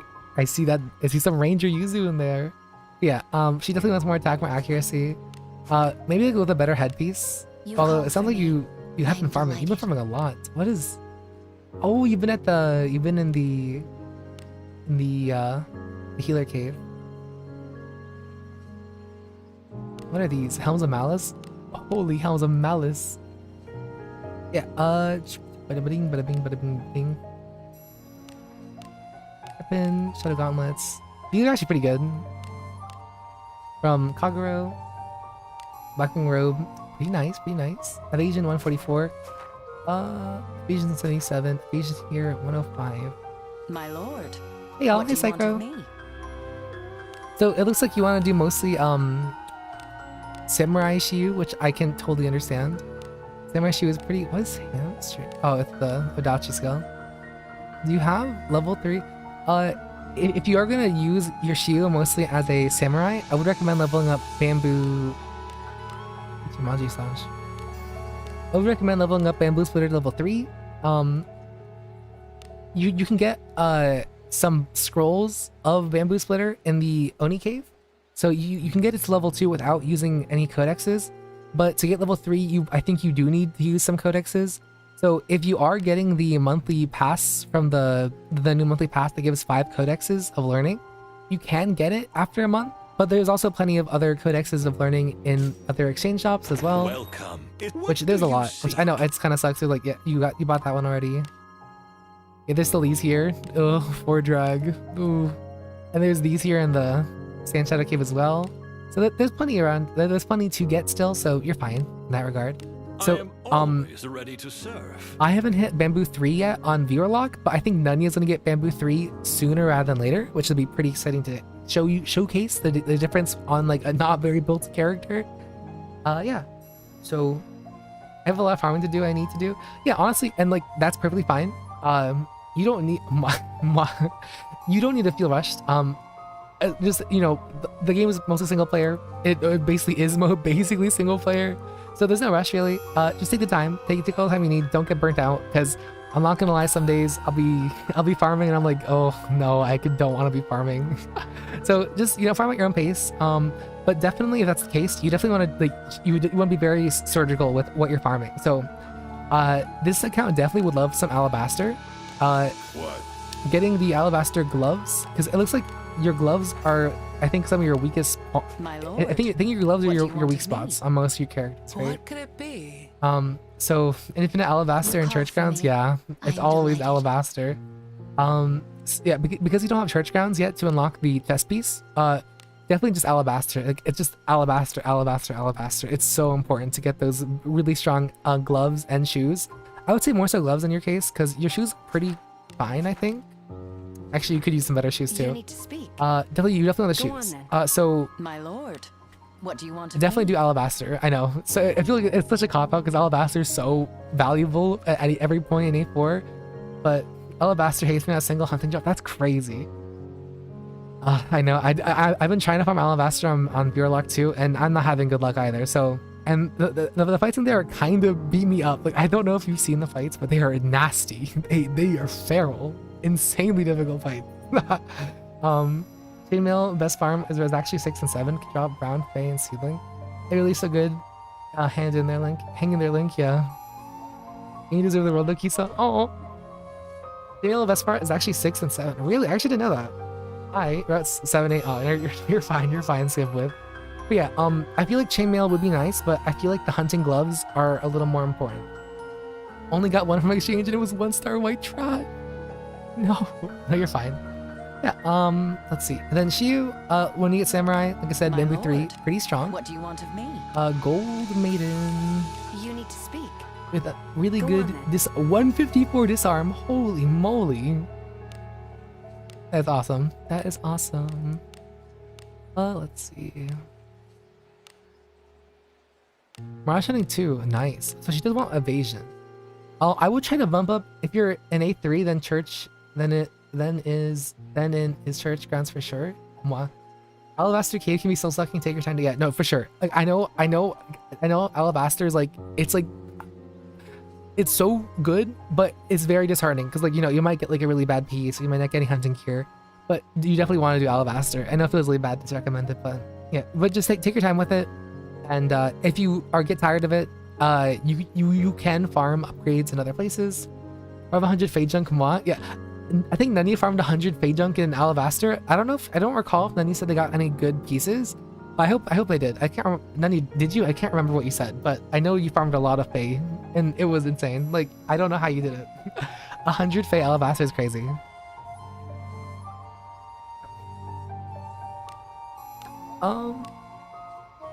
Sank Blessing on Maiden, pretty good.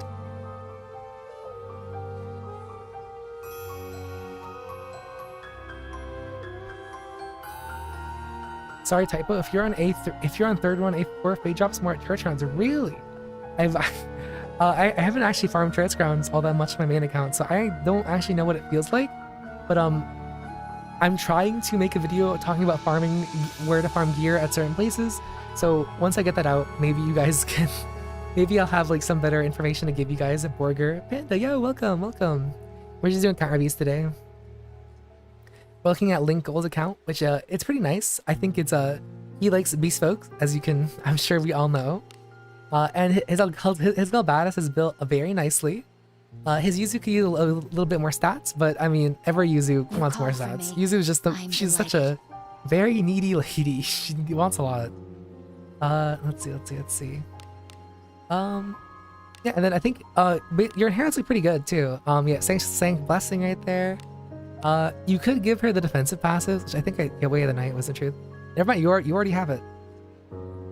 I have a bunch of codexes unused, fresh from finishing A3. Do I use them for passive or skills? Someone on Reddit, oh yeah, I saw that. I forget who they were. But there's someone that's actually been in chat before, which is awesome. It's Yahire. Yahire, that's who they are.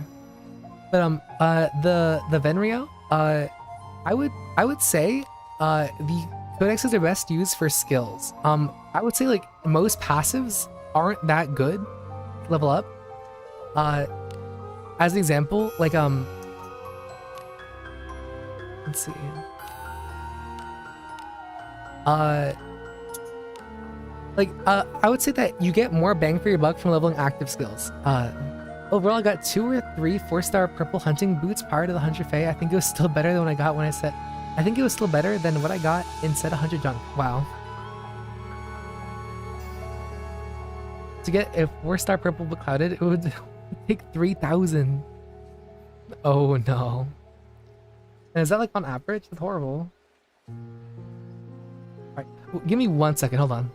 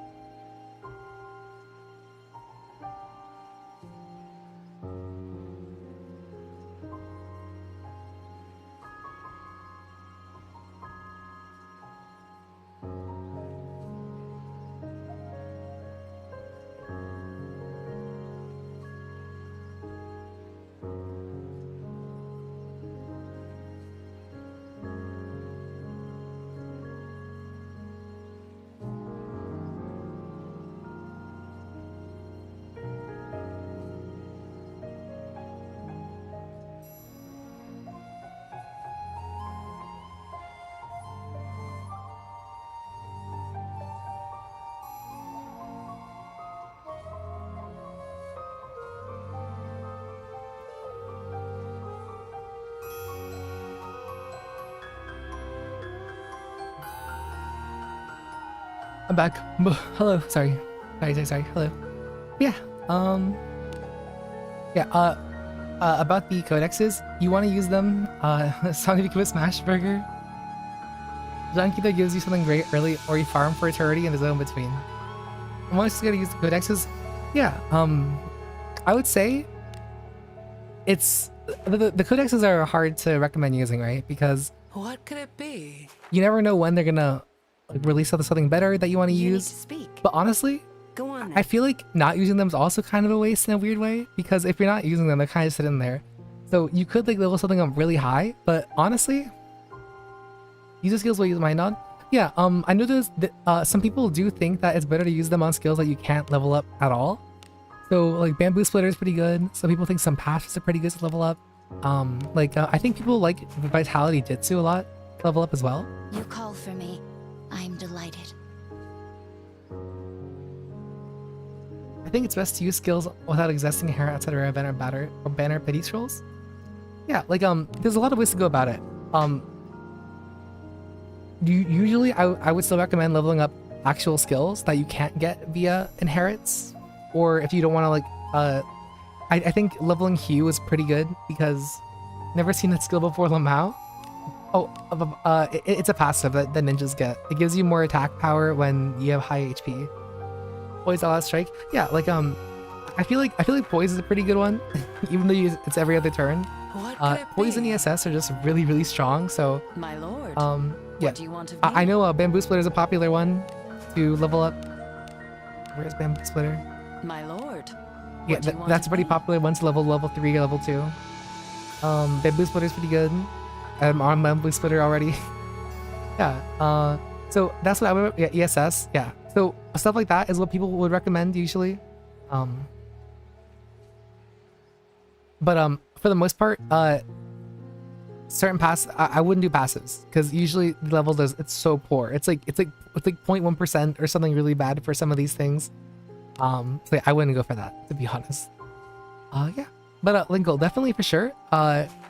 You have a really good Galbatus that will help you a lot during the wolf fight. I think you used some on Raging King Shield at some point. Ooh, I do think Raging King is one of the My lord. it's a more situational What do you skill. want of me? But if you get like a max like Raging King's Fury off, it's so good for the SP cost. So I do think it's pretty nice. Let's see. Yeah, I would just say definitely Alabaster will help a lot. I honestly think that you are probably ready to fight the wolf Link, as long as you as long as you use Galbatus appropriately. A good usage of a knight makes the wolf fight a lot more manageable. Let's see. My lord. What do I you would want say of that me? you might want like a better You need to speak. bow Go on then. on Deborah. Although you are using the Hound Mask, I would maybe go like an attack helmet during the fight to help out with damage a little bit.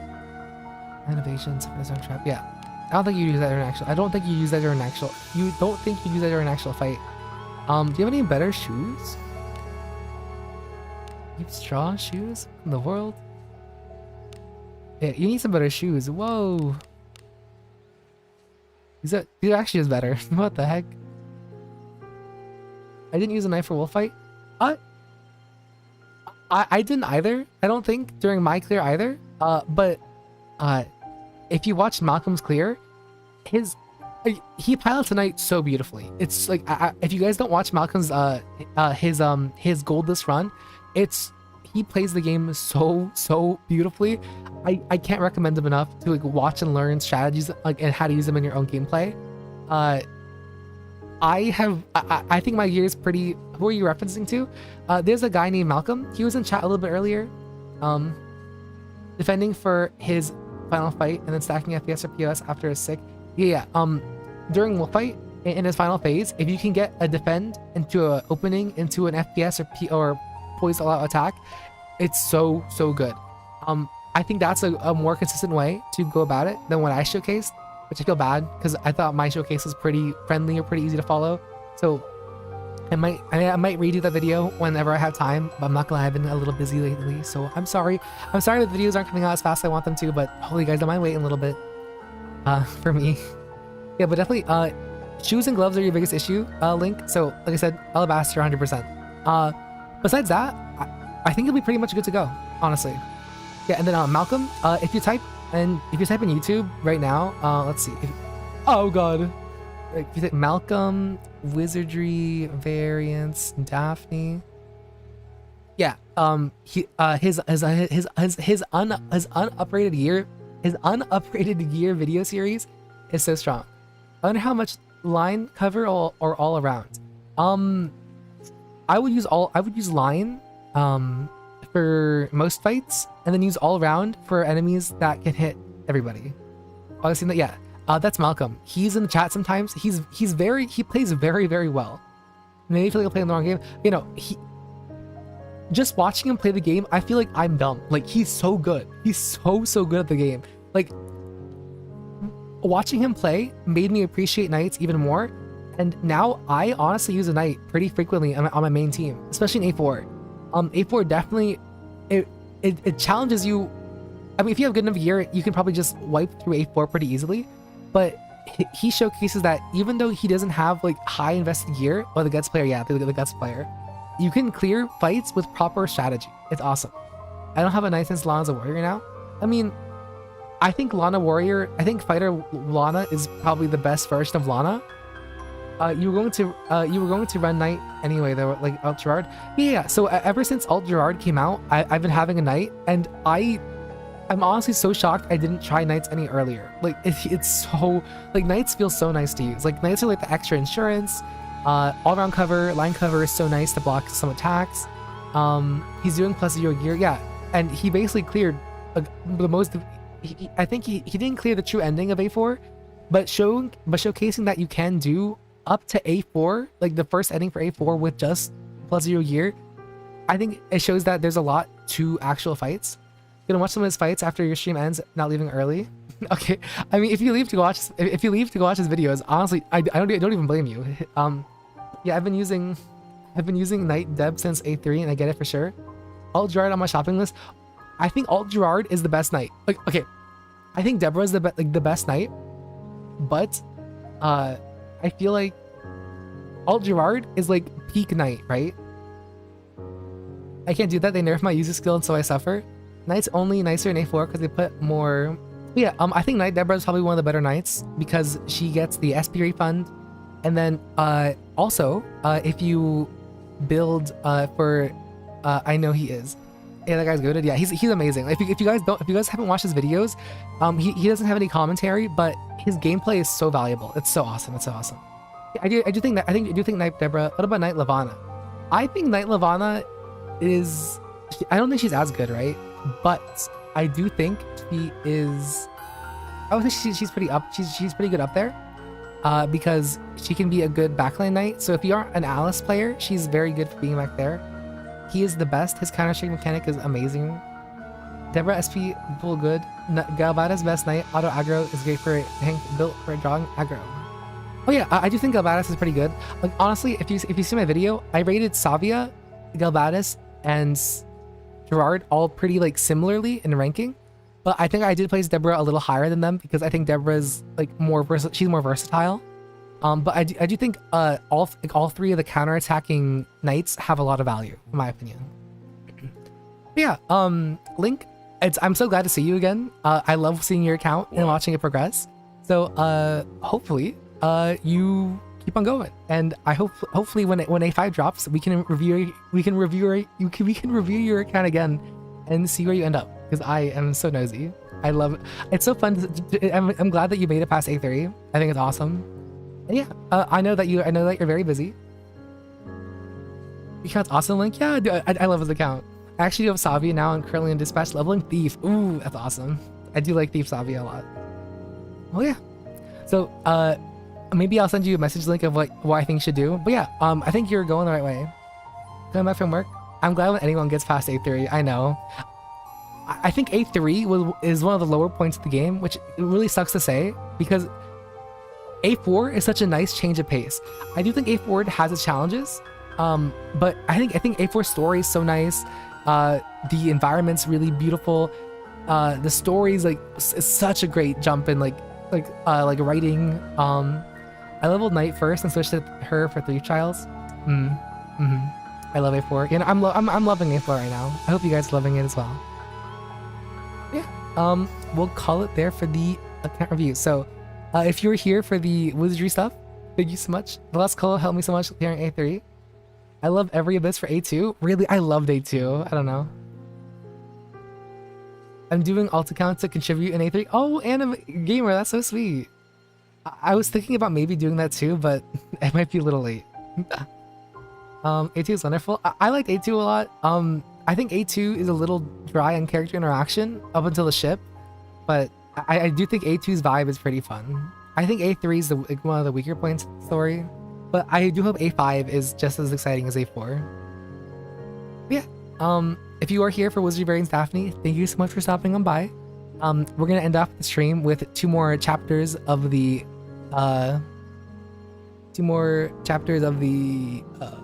what's it called? Of the visual novel that we've been playing. Where is that?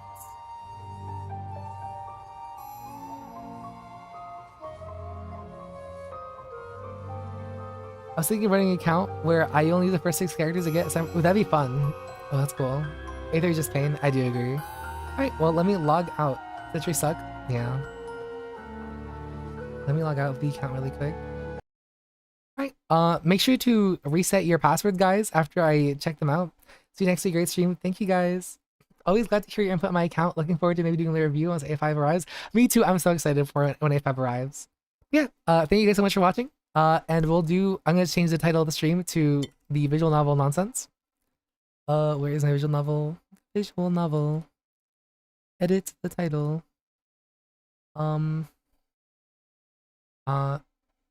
Ended. Plus. Wait. Account.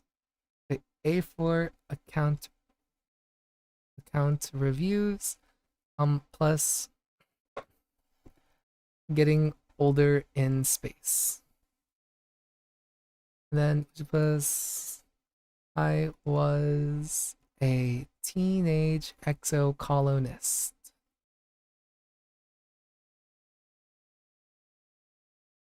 Yeah, thanks. Yeah, no problem. I didn't realize everyone hated A3 since you suck. What we need is someone in A1 so we can get a review series from start to finish. What we need is someone in A1. What's up with my eyeballs? Nothing. What's wrong with your eyeballs? My eyeballs are fine. I'll have you know. Honestly, the sentries weren't the issue for me, especially now that they made it so that you can run from sentries. I think A3 is a bit easier. To me, it's just the it's the story for me. I think the story is a bit like boring. Okay, get bigger. Oh, ow, ow, oh no. No, stop. My belly. No. There we go. Okay, do that. It's lovely. The Sentry's an Indian concept because I love Entry and Odyssey and the foes, but in Wizard they're full group boss fights. A3 is pretty basic and generic. I kind of agree. I do agree. Alright, time to continue our story. So last time we left off, we actually got a little older, with everyone getting bigger and greater designs. So we are 14, I think we are. Yes, we are, maybe. I can't remember how old we are. Yeah, we're 14. Perfect. So we'll play until, what the heck is this? Oh, we started a visual novel a few streams ago. So every Sunday, I try to do two chapters so we can get this done eventually. So if you weren't there, it's a bit hard to understand. So I understand if you leave. I'm not offended. I think you promise. Jumping into some blind. Oh, I'll try to talk about things as they happen. So, TLDR. It's a bit hard to explain. You're playing as a child, age 10 to 20, on a planet far, far from Earth. trying to colonize it. And at the same time, it's like also get to know your fellow colonies and your parents while you try to survive on this crazy freaky planet. So if you if you leave, it's fine. I get it. But yeah, if you like hearing me talk, this pretty much is like a hear somebody talk situation. More perception. Nights on Vertumna, the planet we're on, is a little more quiet than the daytime, but not by much. The wilderness hums with animal calls, insect song, and the cackle of things moving through the underbrush. About an hour before the first dawn every day, the forest emits an eerie noise that sounds like a call to prayer than any random animal noise should. It's meditative and beautiful, but also deeply unsettling. And then the gameplay component of the game, it's similar to poker, I think is what it is, where you want to make like suits of stuff, or you want to like combine to get like flushes and stuff. I'm not good at cards, guys. So thankfully our cards are pretty strong that we can just play the game and win. It's your birthday. You wake from a night of blissfully peaceful dreams. No nightmares, no premonitions, just a pleasant feeling of contentment. You stretch your arms over your head, looking in the watery quiet sunlight that seeps through the porthole window. Things are always changing on Vertumna, but you can't help feel like things are changing for yourself too. Not just your body, but your minds, your emotions, your future. 14 is going to be your year. Oh no! Your parents have been working through the clock since the last attack, trying to get the fields right again in time for this year's planting. Spark snow has already started falling, and every day they come home complaining about having to clear it. They asked you to ping them when you're awake so you can share birthday breakfast in your quarters instead of sitting shoulder to shoulder with everyone else during breakfast service in the canteen.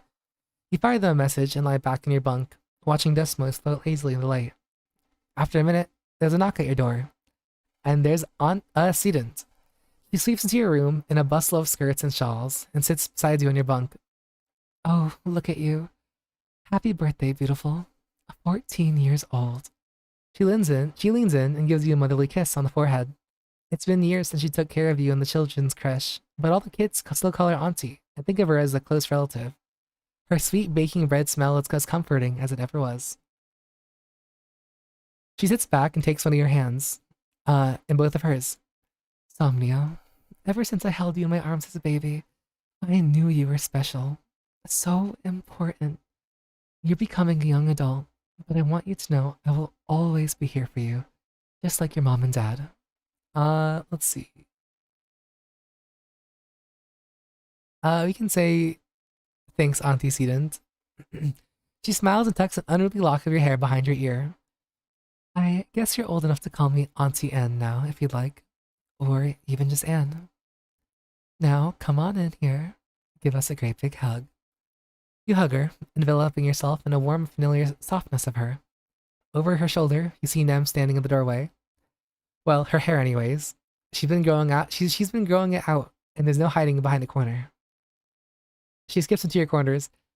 Happy birthday, bud. Way to get older. Enjoy being 2 years older than me for a few months.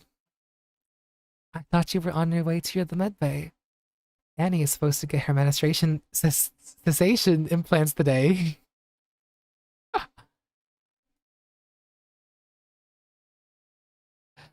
Mom, gross. Somnia doesn't want to hear about my period. Anne smiles fondly at her daughter. It's nothing to be ashamed of, Annie. Getting your period is a beautiful thing. It reminds us that we have the ability to make life. It's my bowl. It's a sign you're growing up and becoming an adult, and ready to take on responsibility of taking care of that life. Oh, and also this is the what the fuck? Somnio ASMR? Stop with the buttery. What are you talking about? Also, this is the person that we're romancing. Her name is Anetomy, also known as Nem. She's what you all voted for as a romance partner, so I'm trying to be very smooth with her, so I guess I can flirt with her. Nem wrinkles her nose and throws herself on your bed. I'm never making life. Ew, pass. Maybe one day the two of us. Nem flushes the same color as her hair. Oh, no off. Don't be weird in front of my mom, Somnio. Nem does look different, in a good way. More grown up. You tell her that her hair is pretty, and she rolls her eyes. I just forgot to cut it, okay? Your parents finally arrive, still damp from the fields and bringing in the smell of crisp, tangy snow on their clothes. Oh, look! Birthday visitors! Anne, are you staying for breakfast? Oh my goodness, where is my chat? Where's my chat? Hello? Hello? Hello? There it is. Anne reaches into her bag and brings out a stack of tiffins. No, thank you, but I brought your order with me from the kitchens, seeing as I was stopping by. She pats her hand one more time. Happy birthday again, Somnio. You'll always be my baby, even when you're all grown up. Your mom shakes her head as Anne and them leave. Oh, Anne. Sentimental to the core. But I don't know how the colony would manage without her and the children's crush.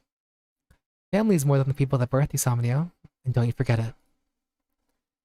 Day 2. New perk. Avoid blocking events. Slip past all events. Explore events. Perfect. So now that we've actually maxed out one stat already, which is awesome. So we can actually just leave and probably explore a little better. I don't know how many more events are out there. Let's survey. Explore nearby. The planes. So this is the exploring portion. We can talk to you. Oh wait, this is a different area. When you boarded the expedition the autobus this morning, you didn't know what to expect. It trundled you and the other surveyors with a few kicks north to the prosaic plains, a high flat area with cooler weather than your colony. You could barely control your excitement as you watched the landscape change. And now you're here. You're finally old enough for a real survey mission away from the colony. You greet Chief Surveyor Utopia at the depot. This here is a plastic cutter. It's a tool for cutting and heating things. You can use it to make a fire, cauterize a wound, boil water, and it cuts some materials pretty alright. You can use it for self-defense too, but I wouldn't suggest it. Are we gonna be in danger? She makes a so-so motion with her hand. This is a quiet area, and we're not supposed to be in danger. We're gonna be taking notes and pictures, keeping track of all the flora and fauna we see. Just don't touch anything, unless I ask you to take a sample. Everything is potentially dangerous. We don't know much about what's out there, which is why we need surveyors, even youngins like you. The prosaic plains are a sparse region. Like you can assume from the name, you can see things from a long way off. Utopia sees you squinting at the horizon. And what are you gonna do if you see something coming for you? Avoid it. Good kid. We don't need any trouble. Got it. Touch everything. This joins you. He must have come from an earlier autobus. Ah, good. You're here. You two greenhorns are with me for the foreseeable. Now, we don't gotta sniff each other's butts all the time out there, but I don't expect y'all to be in yelling distance. Well, I do expect y'all to be in yelling distance. Comms can get spotty out here. You and Dish share knowing glances. You both have been sneaking out long before you were officially allowed to. Utopia hands you a surveying drone and shows you how to launch it. It'll automatically perform local scans of wherever you go. Though detailed scans still need to be done manually. When you return here at the depot, it'll upload its findings to the HoloNet. Your job is to cover ground and see what's out there. So long as it is dangerous, record it. Alright, team. Don't get yourself killed out there, okay? Alright, so now that we're level 3 perception, we can skip past a lot of these events. So we can just like walk on by all these funky events, which is interesting. We should probably just explore everything and pick everything up. And we'll do that. So just walk by. Yeah, it's also kind of nice. We can just walk by everything, so we can get to the end and see if anything's late waiting for us. Which it might be. Pick up all these logs. Let's see. Usually events that have a little like exclamation point tend to be more important, so we'll look for those. Oh, like this. Hey, this. Hey, Somnio. Hey, do you want to want me to show you something? This almost never makes overtones of friendship. Whatever it is, must be pretty cool. Nod and quietly follow. You follow Dis for nearly half an hour. A couple of times he stops to listen for something, and then he continues onward, chomping through the fields of broad-topped mush trees and swaying antler fern. After a while, you start to wonder if he's just lost. You're about to say something about it when he holds his hand up for silence, and then directs you to crawl under a huge mushroom. On the other side, you view down to one of the perfectly round ponds. Taking up most of it is an enormous Xeno, its legs deep underwater. It's a balneal. They live in swamps. You usually don't see them here. This one seems totally at home. It dips its long neck and even longer mouth into the pond, sucking up water from the bottom and spewing it out the spout of the back of its head. The spray of beautiful turquoise water sparkles in the sun. Tiny colorful bird-like creatures dart around, catching the tiny fish that come spraying out. We'll sit and watch quietly. You enjoy the pretty scene together. Alright, we are flirting with everybody in the freaking colony, because we are... Well, I mean, it's a dating sim, okay? Don't be hating. Let's see. Mushlog. Power. Let's see. We're exploring. Any other fancy things we can touch? If we don't find anything, we'll just talk to the previous question marks that we've already been passing by. For now, we'll just keep on walking around. Am I going... No, this stuff is still new.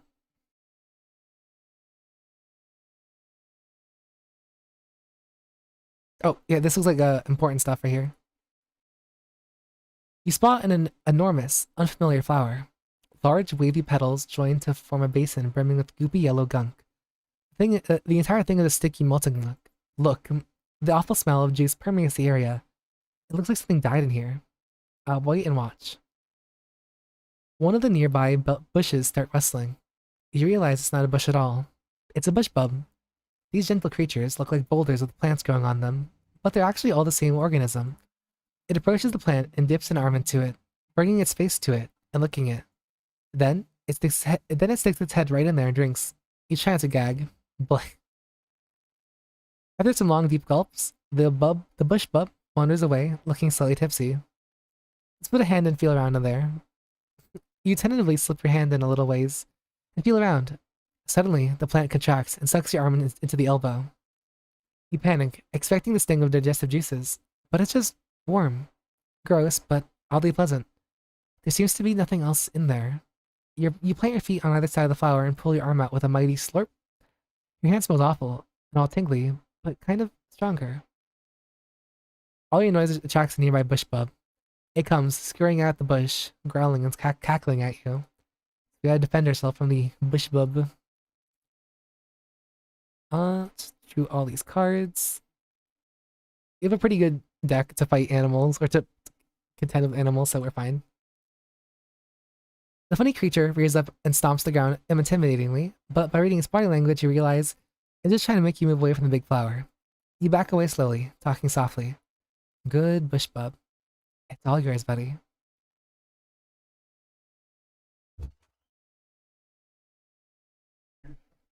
Alright, I think that's all we need to do.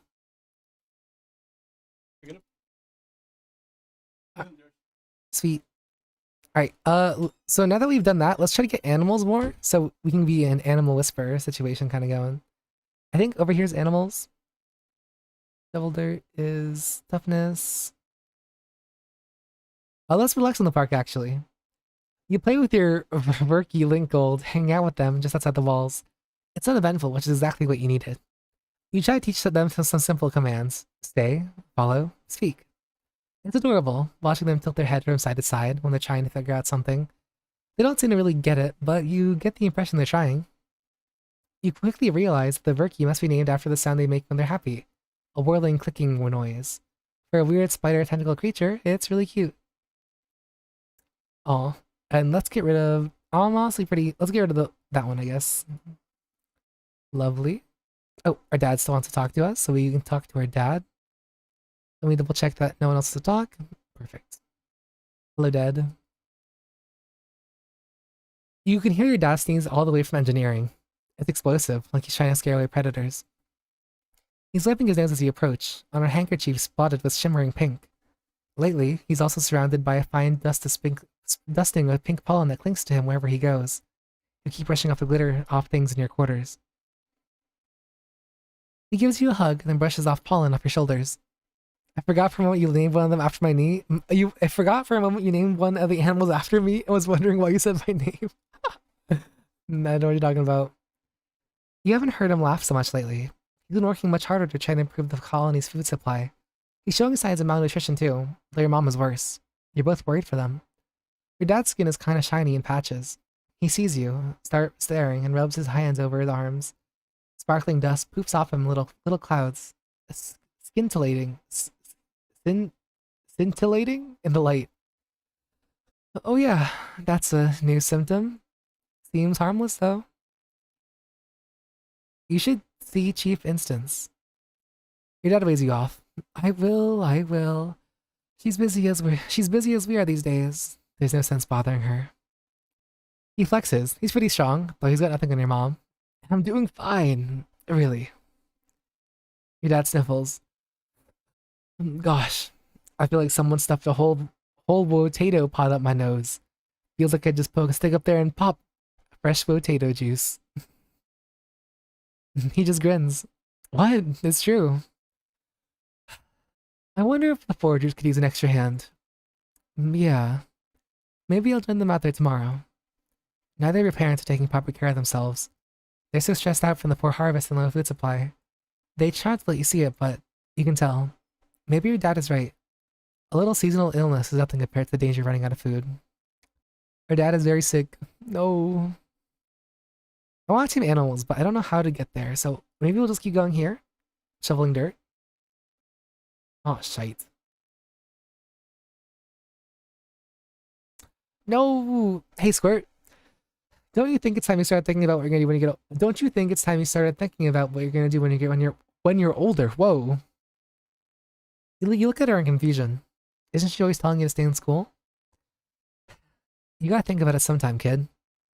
How about you come join your folks on the farm, if you think you're up for it? I don't think I'm ready. No. Okay, that's probably how to go. So if we can do that, we'll get to learn animals. We need more biology. So you're at lunch with your parents. Sliced soy cakes and watery broth again. Great. When they put down their cutlery and look at each other, then you. Somnio. There's something we should tell you. We've tried to shelter you from some things, but we think you should know why we've been working so hard in geoponics. There's a meeting after lunch, and I want you to come with us. Okay.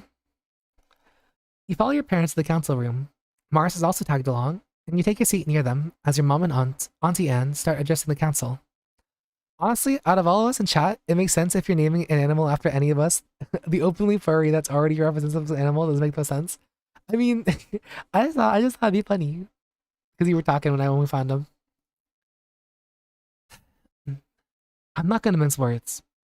All of our efforts to increase food production geoponics have failed, especially given the failure of the pixie bean. The destruction of the fields during the last attack has put the nail in our coffin. By the end of the year, the colony will run out of food. The rest of the council murmurs in concern.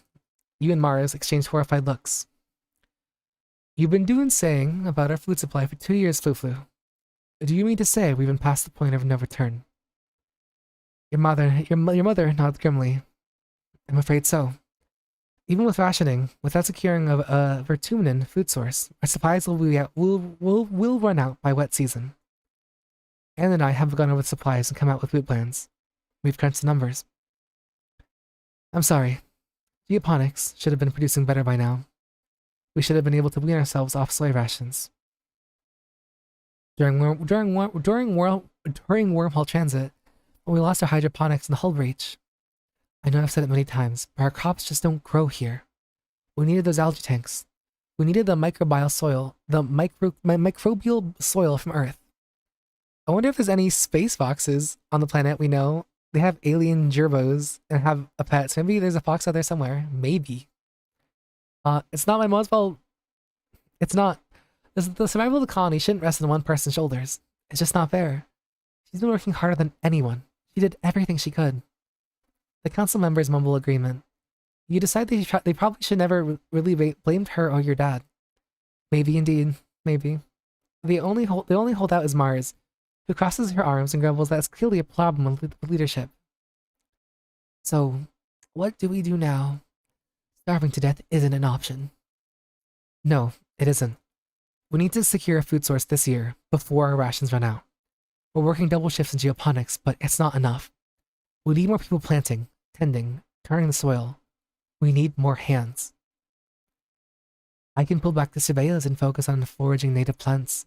Even the young folks can help if they prove themselves around the survey equipment. I'll send out a hollow message later. We can now forage in the valley expeditions. We're not starving. Have they tried hunting? I don't think we have actually, but I guess we're trying not to kill animals, I think. This has been the burden of geoponics for too long. It is time we all step up for our future. Right. So let's do our part. We're not starving, so let's try to forage out there in the wild.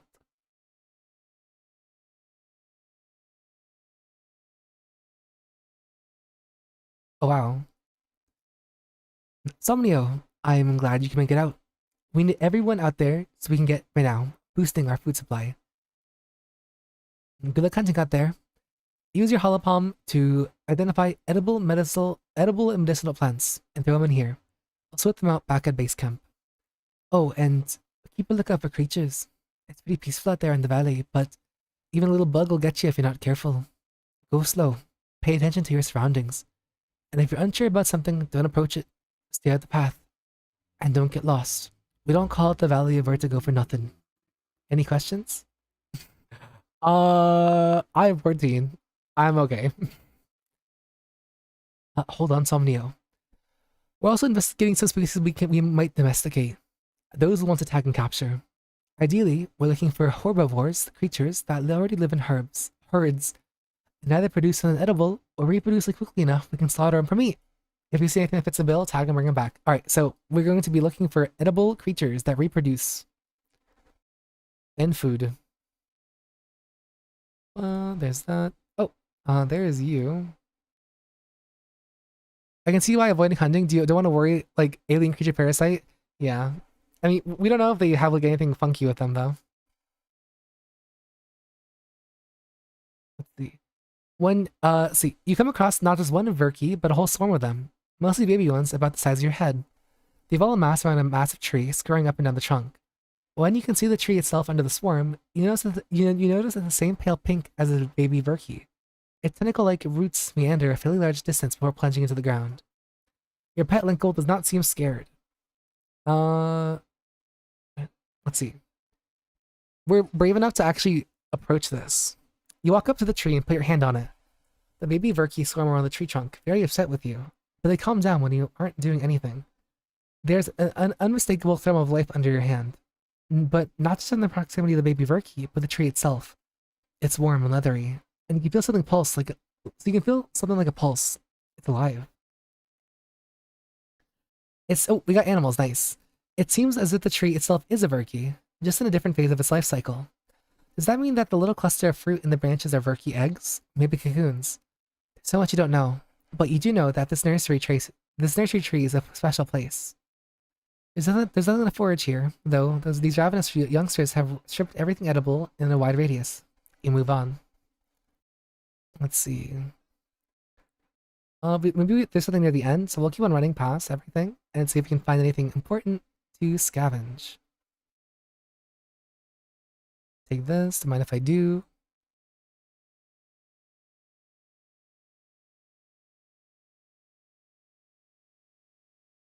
Is the game audio coming through, guys? Does the game have audio? Oh.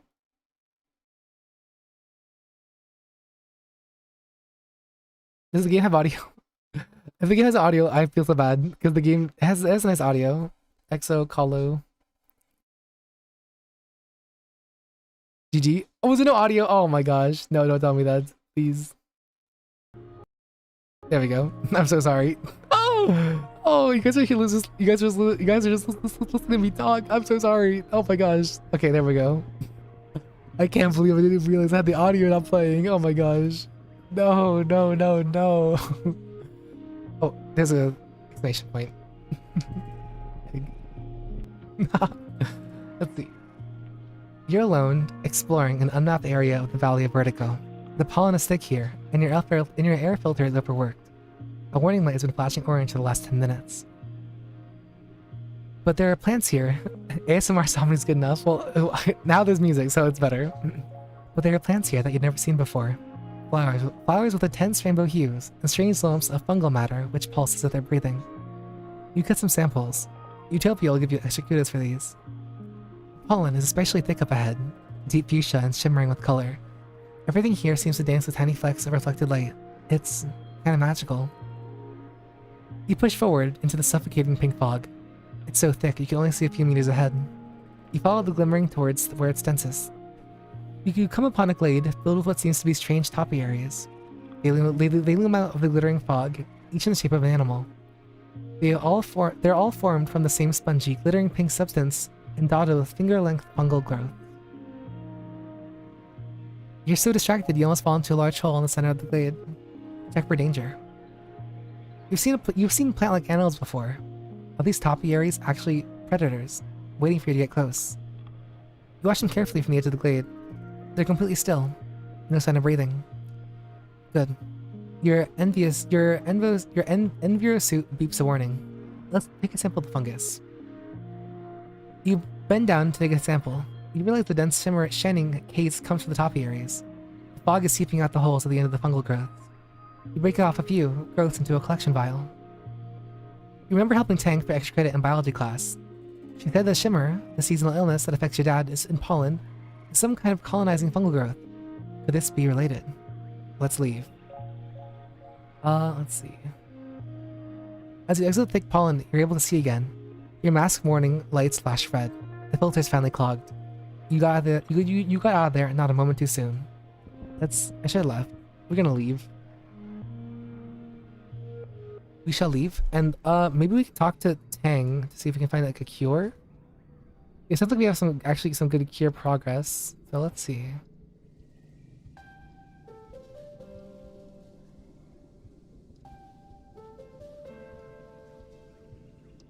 We need more reasoning. All right, let's go in here and talk to the reasoning.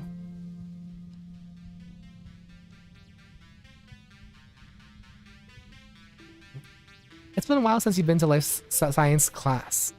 You wonder who they got to teach it after Professor Hall died. He was the teacher back on the ship. Who could replace him? Eventually, Chief Engineer Instance braces through the door. She's accompanied by Tang, who takes a seat beside you, barely giving you a second look. Look who sewed up. Somnio. Can you even tell me what life science entails? Biochem, medicine, ecology, geology. You rattle off the subject names. She doesn't look pleased, but not disappointed either. That's about as good as you'll get from her. Somnio. We're heading to life sciences.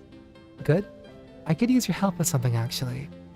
I'm working with Chief Engineer Instance in the biolab. If you give me a hand with it, I'm sure she'll give you credit for the class. Of course.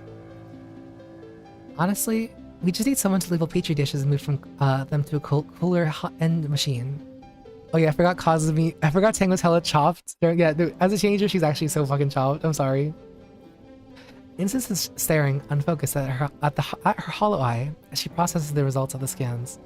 Tang goes and stands beside her, pulling up the scan on her own hollow palm. They confer quietly while you wait. Sounds like they're studying the shimmer, the mysterious illness some colonists get during pollen every year, including your dad. Ah, Somnio. We've been studying samples from some colonists who get sick during pollen, including your dad. Some of the stuff in his lungs, it's some kind of fungus. We think it's the shimmer. We think the shimmer is a form of reproduction. It's like a fungus trying to turn us into more fungus like it. It's really neat, actually. Yeah, neat. You spend the rest of the week helping them study. Let's talk about the fungus we found. This is interesting. However, it is unlikely that an untrained adolescent will simply stumble across what we're looking for. It is worth chasing any possibility of lead. You could take a look at them in your dad's geoponics lab, but you might need to brush up on your biology studies first. Let's see. Tangent and Chief Engineer Instance have been hard at work in the lab trying to find a cure for the shimmer disease. You join them in the research. You're the ones who found a sample of the shimmer fungus and analyzed it. You're the ones whose father suffers the most from it. You confirm the shimmer is an airborne fungal disease, and that the thick, choking spores and pollen are the same fungi in the Valley of Vertigo, the ones that colonize the host and turn the bodies into more spore-producing fungus. Finally, you have a long due breakthrough. Sunlight. You try inoculations, antibiotics, antifungal creams, But what finally works is a high-intensity light treatment, mimicking the full force of the suns during dusk, coupled with a couple injections to increase the potency. Of course, the fungus colonizes animals' life during pollen, and some succumb to it, but the intense light of dust scourges the fungus from the survivors.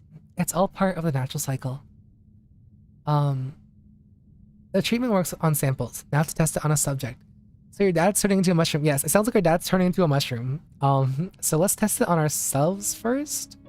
On a dad. Your father is a perfect candidate. If it works on him, it'll work on anyone. There is a small chance of maybe being wrong about everything, but I'll do it. I trust you. You expose him to the spores until he starts sneezing and oozing glitter as usual. After the injection, he stumbles into the light therapy machine. You hold his hand, hoping you're not making a mistake. A few hours later, your dad emerges, looking much better. Instance asks how he feels. He takes a deep breath. Just great. Then he sneezes. You freeze in concern, but your dad just laughs. It's kinda dusty in here though. Dr. Instance takes his vitals and runs samples of his fluids through various machines. He's excruciatingly thorough. But after a few days, she concludes that the treatment is a success. Your father still carries a high fungal load, but its effects have been nullified by the light therapy. Remarkable. And now that we have a frontline therapy, we can begin treating the population to prevent the fungus from taking hold. We've gained a memory of the Shimmer cure. Oh wow. Somnia's discovery will be of great help with other research. You expect Tangent might be cross that you get credit, but she nods, looking pleased. You're thankful that no one was killed, not your father or anyone else. The colony is safe from Shimmer. So we have actually somehow figured out how to save our dad from becoming a mushroom. Bless. We will have a dad. Imagine we wake up and our dad's just a mushroom. He's just a freaking mushroom. We want to get more biology so we can learn how to use the geoponics more. Nice. I know we saved our dad. Dad alive. Let's see. And then we just play cards till we win. Perfect. I knew that. It's time for Virtumnalia, the yearly midsummer celebration where the colony gives thanks for its good fortunes. Well, it would be, but as we file into the main square, you can help but notice that the feast table is nearly empty. What Anne lacked in resources she made up with care. The dishes are lovingly plated. Soy cakes glisten. My current bet without knowing the game is that if the cure fails and actually speeds it up, whoa, that'd be so tragic. Steam rises from buns stuffed with mitts, and there are great pitchers of vegetable broth vented out from even the most inedible food scraps. There's a neat stack of sugar cubes for desserts. Whole sugar, what a luxury. In an underwhelming feast, that'll be the highlight. Governor Udicott's welcoming speech this year is short. Her frail body trembles as she welcomes you all to the Virtumnalia with a dry, whispery voice. Then she heaps off stage. Like all of you, she's been feeling the effects of the famine. Everyone clears the way for the annual competitions. We'll do the we'll start wrestling with the robots. So this one's actually kind of hard, supposedly, according to the science. But we should be fine. We just play our cards. Perfect.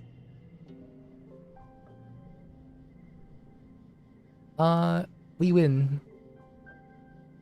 Festivities. After the festivities, the whole colony takes a few days off for a break. Well, except for geoponics, and the foragers, and the kitchens, and everyone who uses the break from their usual work to help out places they don't. Okay, it's not really a break, but we take it easy anyways. Alright, we need to get smarter, because we're kind of dumb as a bag of bricks. So... today in class, you're studying genetic enhancements. Nearly everyone in class has one, chosen for them by their parents before they were born. Our genetics is capable of making the most delicate adjustments to the embryo's genetic code. It doesn't take much to change not only our own destiny, but that of the human race itself. Looking around class, you see an incredible array of genetic modifications, animal features, enhanced sensory organs, and the like. And there's so much more that you can't see. You may not even be aware of some of the genetic modifications of your friends.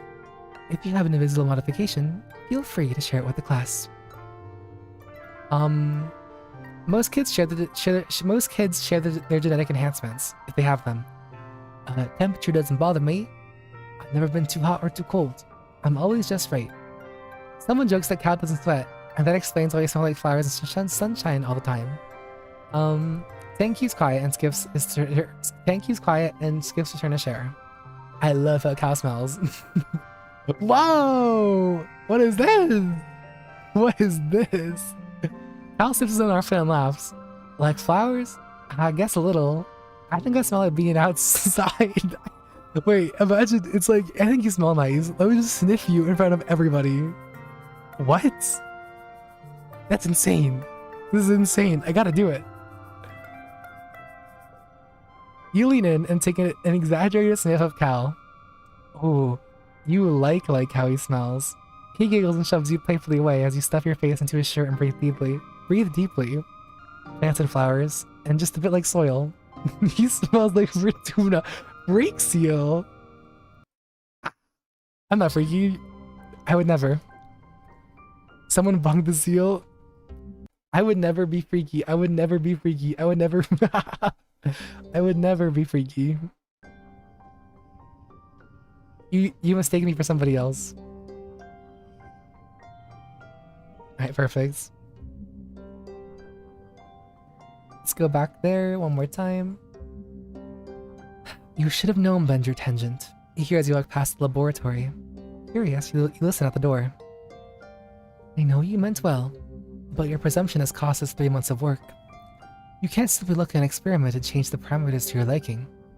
Getting results is not the same as doing good science. Your findings, however scientifically interesting, are useless to us without sound methodological underpinnings. I'm sorry, Chief Engineer. I recognize the error of my ways. I should hope so. I expect you in the lab first thing tomorrow morning, and I will personally supervise your work in resetting the experiment. You flatten against the wall as Instance breezes past you, barely giving you a second look as she strides down the hallway. You poke your head inside the laboratory, where Tang scowls and wipes her eyes. What do you want? You can't not hide being a freak from a furry. I've seen it all before. What do you mean? Do you want to hang out? No, I don't want to hang out. When have I ever wanted to hang out, Somnio? Get out of my way. I have real work to do. No, Riz. Actually, I'm Rizless. I'm homeless. I'm Rizless. I'm homeless and I'm Rizless and homeless and homeless and Rizless. I'm actually Rizlessly homeless. I'm Rizlessly homeless. Oh my gosh. I got cooked. I got cooked.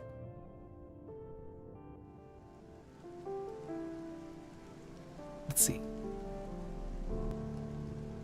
Maidenless. Yeah, I got cooked. Are we smart enough yet? I don't think we are. Ugh.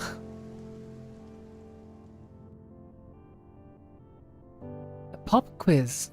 Show me what you've learned about Earth's ecosystem and why the climate crashed in the late 21st century. And why the... Wait. And why the crash in... And why the climate... Oh, why the climate crashed in the 21st century. Right. Let's see. Hello, Space Seal. Hello, Panda. Two people look in face, Tang and Cal. Both are sitting close enough near you that you probably ask them for help.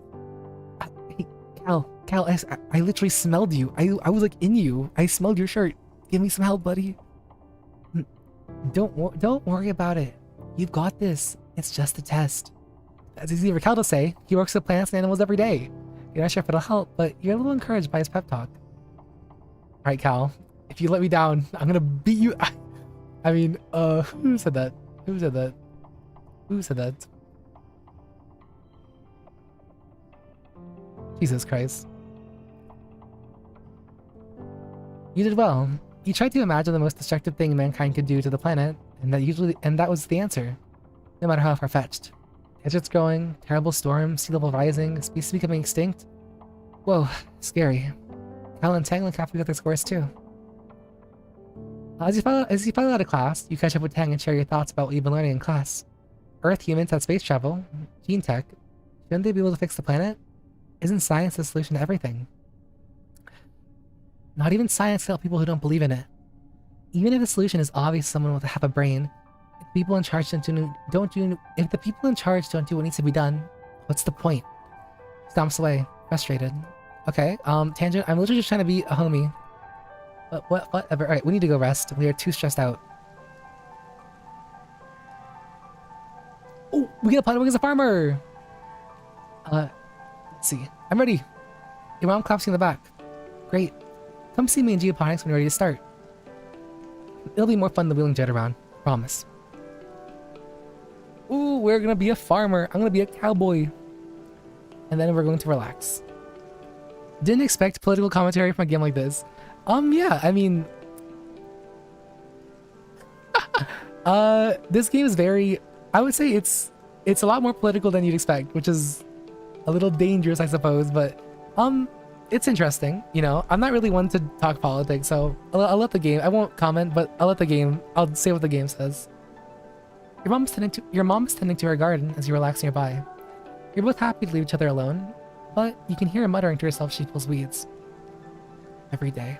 You'd think I was never here at all with how some of these weeds grow. I thought that bringing only nice plants would here mean we don't have to have... I thought that bringing only nice plants here would mean we don't have to weed as much, but these were ruminant plants. They're unstoppable. Holy hell. I loosened it. Okay, sure you did. Loose. She pulls hard on one weed, which turned out to be a huge creeping vine that yanks out a few flowers.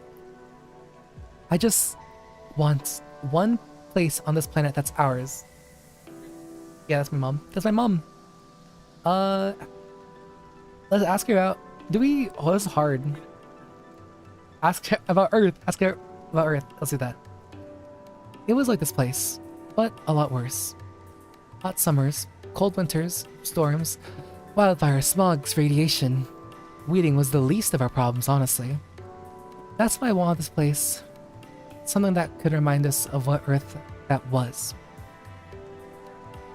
These go all the way to the edge of the colony. Whatever plants these roots belong to, they're invading my garden. You stupid pink bastards. Stay out there where you belong. Okay, whoa, whoa, whoa, whoa, whoa, whoa. No swearing, no. Alright, let's... I kinda wanna do some farming. It's a proud day for your mom. You're finally following in her footsteps. She meets you at the gate to the gardens. Hello, Sprout. Come on. You've got a lot to cover before you'll be able to work with the rest of us. You'll be mostly working in the fields with the hardier earth crops like the potatoes and corn, as well as some native plants we managed to cultivate. And with the state of the crops right now, we need a miracle. You spend the rest of your day pulling weeds and watering plants. You're dirty up to your waist by the time you're finished, but it's good, honest work. You're proud to be able to do something that helps out the colony. Hal gives you a high five and invites you for a cool drink in the cafeteria. All the other agriculturists join you. Of all the places in the colony you've worked, geoponics is most like a family. Mostly because they've always been your family, thanks to your mom and dad. Someone broke into the gardens last night and spilled some green tomato. What a waste. Not only were they probably too bitter to eat, but now you don't have seeds to replant. Your mom is furious. Alright, farmers, listen up. Based on my projections, geoponics should have been producing 70% of the colony's food by the end of our third year. The rest was to be provided by stored rations in hydroponic algae greenhouses aboard the stratospheric. The agriculturist nod. Everyone knows where this is going. Because we lost so much of our hydroponic equipment in the wormhole incident, as well as 90% of our soil and bacteria cultures, we're nowhere near the production we need to be at. We also had hoped to have domesticated at least one native crop, but as we found out from last year's pixie bean, we have some more work to do on that front. You're my people, my family. I'm not going to sugarcoat this. The colony is going to fail if we don't get a handle on the agriculture production. People will die. You can feel a pit in your stomach that's not just from hunger. You can't imagine someone as strong as your mother just wasting away. There's so much life here on this planet, but it seems to fight us at every turn. I've sent soil chemistry analysts to your palms, courtesy of germanium. The soil needs to be conditioned extensively to support Earth crop. We need to cultivate more ruminant crops in partnership with the foragers. We need to salvage what we can of hydroponics and get that up and running by the end of the year. It'll take a superhuman amount of work, turn this around. But it is still possible. You are the people who will save this colony. I believe in us and miracles that we can perform. So the colony runs out of food. Who are they eating first? Probably you, because you're so edible. Thank you for being here. Do work. Now let's get out there. All right, I'm not very. I can't punch the I can't punch the plants. I can't punch the plants. But I'll try. It's been 3 seasons of heavy food rationing, getting more and more strict as the year dragged on, and the fields continue to struggle. You've been wasting away. You all have. It's not just a lack of calories. There aren't enough vitamins and good stuff in the food you're eating. Your muscle aches all the time. Sometimes you feel strangely euphoric, filled with inexplicable energy. But often it feels like there's weights tied to your shoulders pulling you down. It's never the most, but you still have trouble sleeping, despite being tired all the time. You spend the whole day in a fog. Last week, you were brushing your teeth when you noticed that some of your teeth were wiggling. You brushed and watched as all your teeth were, began to fall out of your mouth, clinging to the sink like pebbles and washing down the drain. Horrified to scream, you started screaming, only to snap out of it and realize you were staring at yourself in the mirror the whole time, lost in hallucination. Your friends stopped working and retreated to the quarters. You lied to each other in a holonet, all saying you're okay, just taking it easy, waiting for the harvest. Well, the harvest came and went, as meager as ever. Your mother still hasn't given up, never stops working as much as your dad begs her to. She must be sleeping in geoponics because you hardly ever see her anymore. From where you lie, nestled in your bed, in your cozy fugue, it all seems like far too much effort to bother. You're out there in the fields with her, being her sidekick, fetching her things. She never slows down. When the rope plow finally breaks under pressure, she doesn't. She's even out there longer, doing everything by hand. Both your parents feel responsible for this famine, but as the head of geoponics, your mother takes it personally. She's been skipping meals, relying on water and pressed soybean rations. There's just enough calories to keep a body moving, but not enough to stay healthy. Yet, she never lets up working herself to the bone, barely even sleeping, increasingly sallow-eyed and gaunt. You and your dad try to slow her down, but well, she's a stubborn woman. She's a stubborn woman. If not her, she says, then who? You and your dad are in the lounge, slowly slipping your vegetable broth, when there's a commotion at the doors. Someone runs in, gasping for breath, yelling for you and your father to come to geoponics. You run over, knowing something deep in the pit of your stomach that something as terrible has happened. When you see the faces of the agriculturist, your mom's people, you know that the feeling's real. Your dad sees her body first. He lets out a cry, like something you'd never heard before, a deep, unimaginable pain, dragged up from where the darkest parts of where fear lives.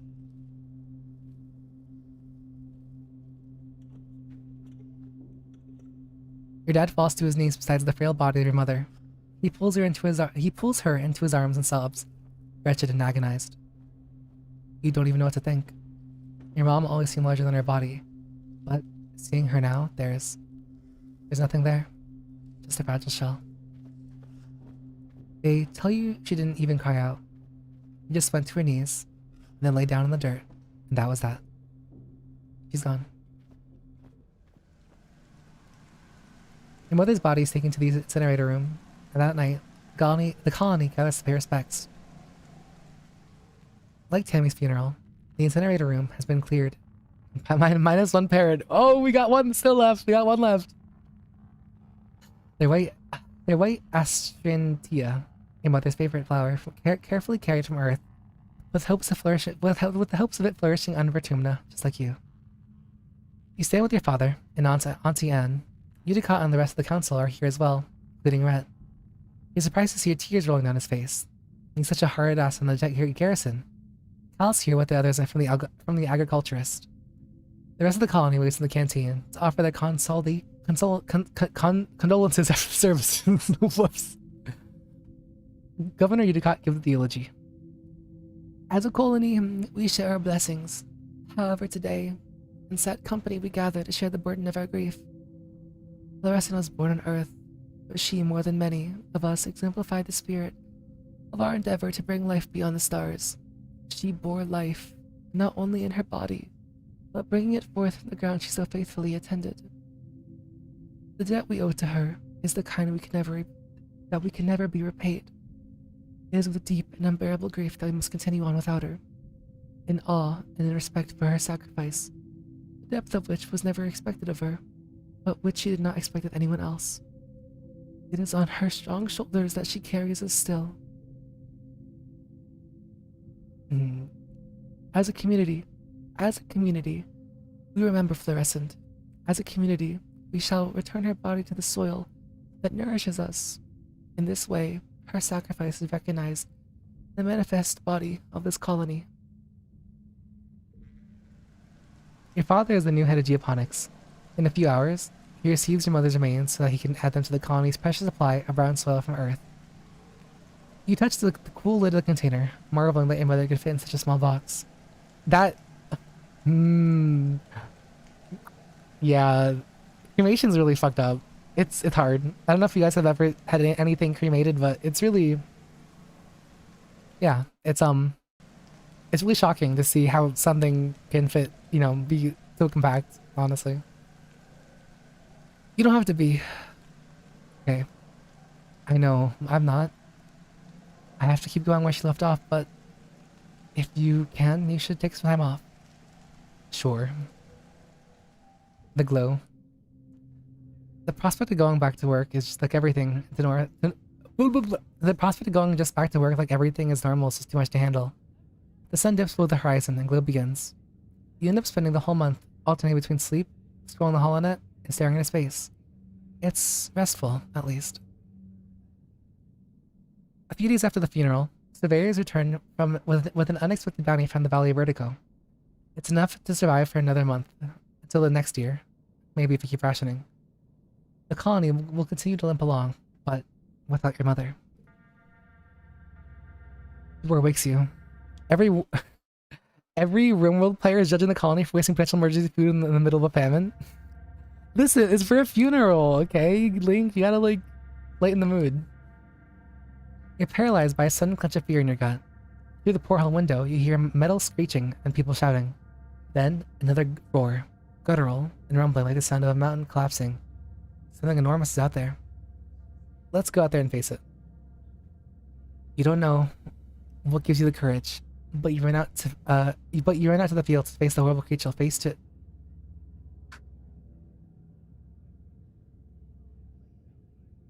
It has no face. In place of a face, or even a head, its body just unzips, revealing a mass of writhing pink tentacles and blinking eyes, poked with jagged, asymmetrical teeth. It stands on 4 enormously powerful legs, each as wide as across its tree trunks. Clinging to the back of its thick, slug-like tail are clumps of lichen that glow faintly in the night. This creature is nearly twice the height of the greenhouse. It's standing on top of a flattened one, the wreckage of lattice and plants all around.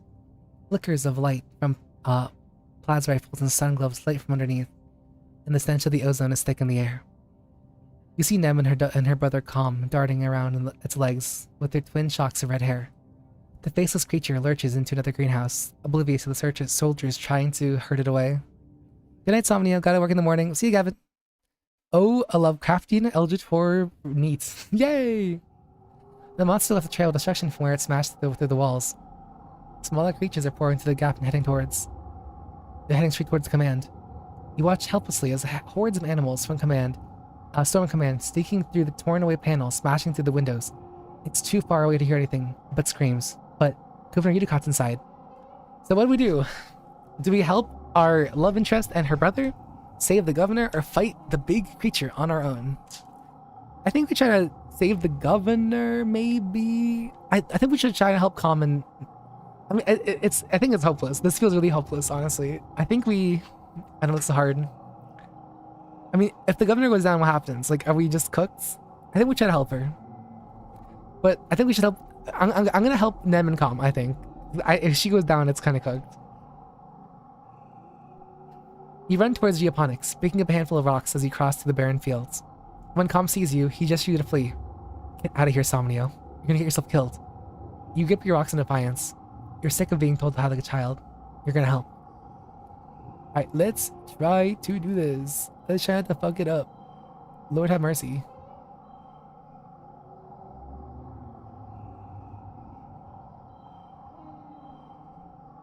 Bada bing. Let's do bada bing, bada bing, bada bing, bada bing. And then bada bing, bada bing, bada bing, bada bing, bada bing, bada bing. Perfect. You try your oh wow. You try your hardest, but even with the full force of the defense squad, you can barely keep a container of the farms. You dart in and out of battle, throwing rocks and making noise to keep the abomination's attention away from the rest of the colony. Its tentacles whip around, slapping the ground and knocking into people, picking them up and throwing their helpless bodies like dolls, only to be crushed under its massive trunk-like feet. The field are littered with bodies of the fallen. Sweat stings your eyes, but somehow you stay on your feet. Others aren't so lucky. Somnio, watch out! Calm cries out, and you look up just in time to dodge the wet slap of a tentacle. Clearly fight the big monster alone. What could go wrong? Tripping over a body, you sprawl yourself into the dirt. The faceless makes a horrible noise from deep inside its craw, flecking you with spittle as your guts liquefy. As your guts liquefy from the near miss, you're close enough to feel the sick heat radiating off of it. It doesn't have a face, but you realize with horror that it sees you. The beam of a plasma rifle arcs over your head, and the faceless roars again. Turns its attention to Calm. You scream and uselessly cover your head as it lumbers over you. As you scramble to your feet, you see Calm going flying through the air. He lands a few meters away with a sickeningly wet crunch. Nem cries in horror as she runs to Calm's side, but it's too late. His body is bent at a natural angle, his eyes open, and his face frozen in a stupefied horror. He looks unreal. He like a wax mannequin. He's gone, just like that. Nem lets out a primal scream of pain, and you can see the thought ignite in her mind, contorting her face with ugly fury as she stands up to launch herself at the faceless again. You grab her arm, and she yells at you in a wordless rage before collapsing to her knees, throwing her body over Calm's and sobbing like the scared teenager she really is. You can only stand and watch. You hear a colossal cracking noise. Well, the bright side is, if enough people die in the colony, the limited food can stretch further. You hear a colossal cracking noise and look up to see the faceless stumble toward the stratospheric. With a roar that shakes your very molecules, it loses its balance for the last time and falls into the ship. Metal screams as the ship buckles and gives way. Whole pieces of the quarter wing shear off as your home opens like a tin can, spilling contents into the square. Strato lurches, then collapses under the creature's weight. The abomination is slain, but as wail of grief showing the whimper of dying, you have to wonder, what cost? Wow. The council calls an all-colony meeting to face the aftermath of the attack. It's an oppressive gloom of glow. You gather your engineering with the other survivors. It's one of the few buildings still standing. The corpse of the faceless still sits in the caved-in wreckage of the stratospheric, spilling its flaccid pink tentacles from its horrible zipper-toothed maw. It's already beginning to stink. Your mind keeps replaying that terrible moment. The faceless rearing up and obscuring the sky, Nem and her brother looking so small before it. Governor Udicott was killed by smaller creatures that swarmed the command during attack. In her absence, Sek addresses the colony. The colony acknowledges the bravery of the defense squad, citing their heroism in finally taking down the faceless. Geoponics is gone, the greenhouse destroyed, and the fields trampled. After a year of suffering, starving, and only barely scraping by, you're not back to where you started, but even worse. Everything your mom sacrificed herself for, gone in one night. The entire half of the stratospheric has been destroyed. The living quarters, canteen, garrison, lounge, even the creche, all gone. It's only by some stroke of luck that people hiding in the creche weren't killed at all. Zek solemnly reads out the names of who lost their lives. Too many, including Governor Udicott. You all stand for a moment of silence. You feel the weight of loss like a blow to your chest. Nem and her family cry out when her brother Calm's name is called, and their quiet sobbing continues through the silence. With the living quarter destroyed, everyone moves into the engineering wing for shelter. You're crowded into the classroom with other families. The adults try to make it like a sleepover, but you're all still so shaken. Nem cries about her brother, and screams at anyone who tries to comfort her. Eventually, you just ignore her grief, as painful as it is to hear her sobbing all night long. You feel like you've been awake for days, and you'll never fully sleep again. But you try. You try, but you keep jerking awake, crying out in fear. Eventually, you fall asleep sitting up, held in your father's arms. Your sleep is fitful, but mercifully dreamless. Holy moly, that was a crazy one. Look at, yep, our home base destroyed. Oh, that place, everything's just broken. Holy heck, everything's just broken. Oh my, everything is broken. Whoa, this is actually kind of crazy. I just don't understand. Why now? Why does it keep getting worse? What is the point of having all these kudos if I can't actually use them to, like, buy stuff we need? Like, hello? It's not like I can mail order more supplies to the wormhole. Okay, you are a handful. I wonder if we're gonna find, like, alien tech.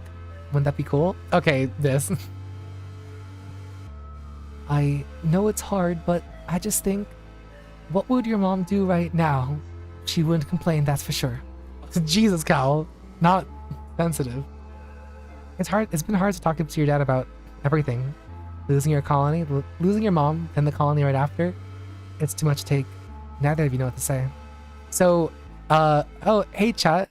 Oh, hey, both me and chat survived. Yeah, look at chat and Lingold. Together forever. We can mourn. The first month of quiet passes, each day plodding one after the other. You continue to have trouble sleeping in the classroom barracks, but there's nowhere else to go. Every day, you wake with the others and try to make the best of it. Grief and anger come in waves, not just for you, but for everyone. Some days are better than others. A mass funeral is held for people who die in the attack. Unlike the funerals in the past, there are too many dead to hold service in the recycling room. Their bodies are laid out in neat rows in the canteen. More dead people than you've ever seen at once, outside of a holovid. Udicott usually leads the funerals. Instead, her frail body lies under a pale blue sheet among the dead. Chief Administrator Sec leads the ceremony. Getting late for me, gonna head out. Thanks for the camp, you enjoyable stream. Oh, thanks for stopping to buy, Henshin. Take care. When Kama's name is mentioned, Nem lets out a choking sob, and throws her arms at her mother and her remaining brothers. Why'd he have to die? It's not fair. It's not fair. Auntie Anne tries to calm her down, but then breaks away and runs over to Calm's body. No one has the heart to stop her. She pulls something from her pocket, the bracelet she made for Calm's birthday. You forgot this. She sniffles and lifts a sheet to tie it to his wrist. Then she rests her head on his unmoving chest, giving him one last hug. After the names are read and bodies are moved to the recycling room, people gather for an informal memorial. It's awkward at first, with the lingering miasma of grief. Everyone's thoughts, but eventually, someone breaks out a guitar and the tension ebbs. Your dad stays until the particle disintegrator have finished their work, then slips away to deliver remains to the soil. Your dad seems grateful for the company. The last time he did this, the first time he did, it was for your mother. That felt like years ago. You watch him respectfully tip up the precious brown dirt that remains, then help him turn it to the rake to incorporate, literally into the future of the colony. He stands with you when you're done, offering them one last moment of silence. Let's forget that. That's actually a bad card. The sun finally dawns on your birthday again. You wake up early and climb to the top of the engineering to watch the first sunset watery rays break through the horizon as the wormhole recedes across the sky.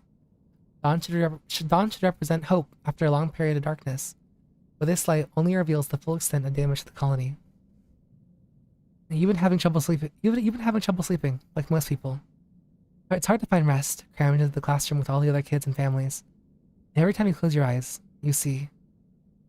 You shake your head to clear memories. You pull your blanket back more tightly on your shoulders. Not your blanket. That one's gone. And stare as the sun rises on the horizon, meager and sickly. Hey, kiddo. I was looking for ya. Nice view, huh? At least we got a rooftop patio out of the deal. He laughs a little at his own joke, then just sort of trails off with a sigh. He puts his arm around your shoulder and sits with you in silence, watching the sunrise pick out all the broken glass littering the fields, glittering like a field of stars. Neither of you know what to say. It's clear your dad feels like he has to give you a pep talk, but there's an oppressive nature to the silence that makes it feel impossible for either of you to start. Eventually, he just sighs in his shoulder slump. I know things seem pretty bad right now, he says, squinting into the sunrise. It sounds like he's taking all his effort not to cry. But it'll get better. It has to, right? At least your mom isn't here to see this. That's the silver lining, I guess. After a bit, your dad musters a big smile and pulls out a little box tied with a piece of gardening twine. Happy birthday, my little Rita Vega.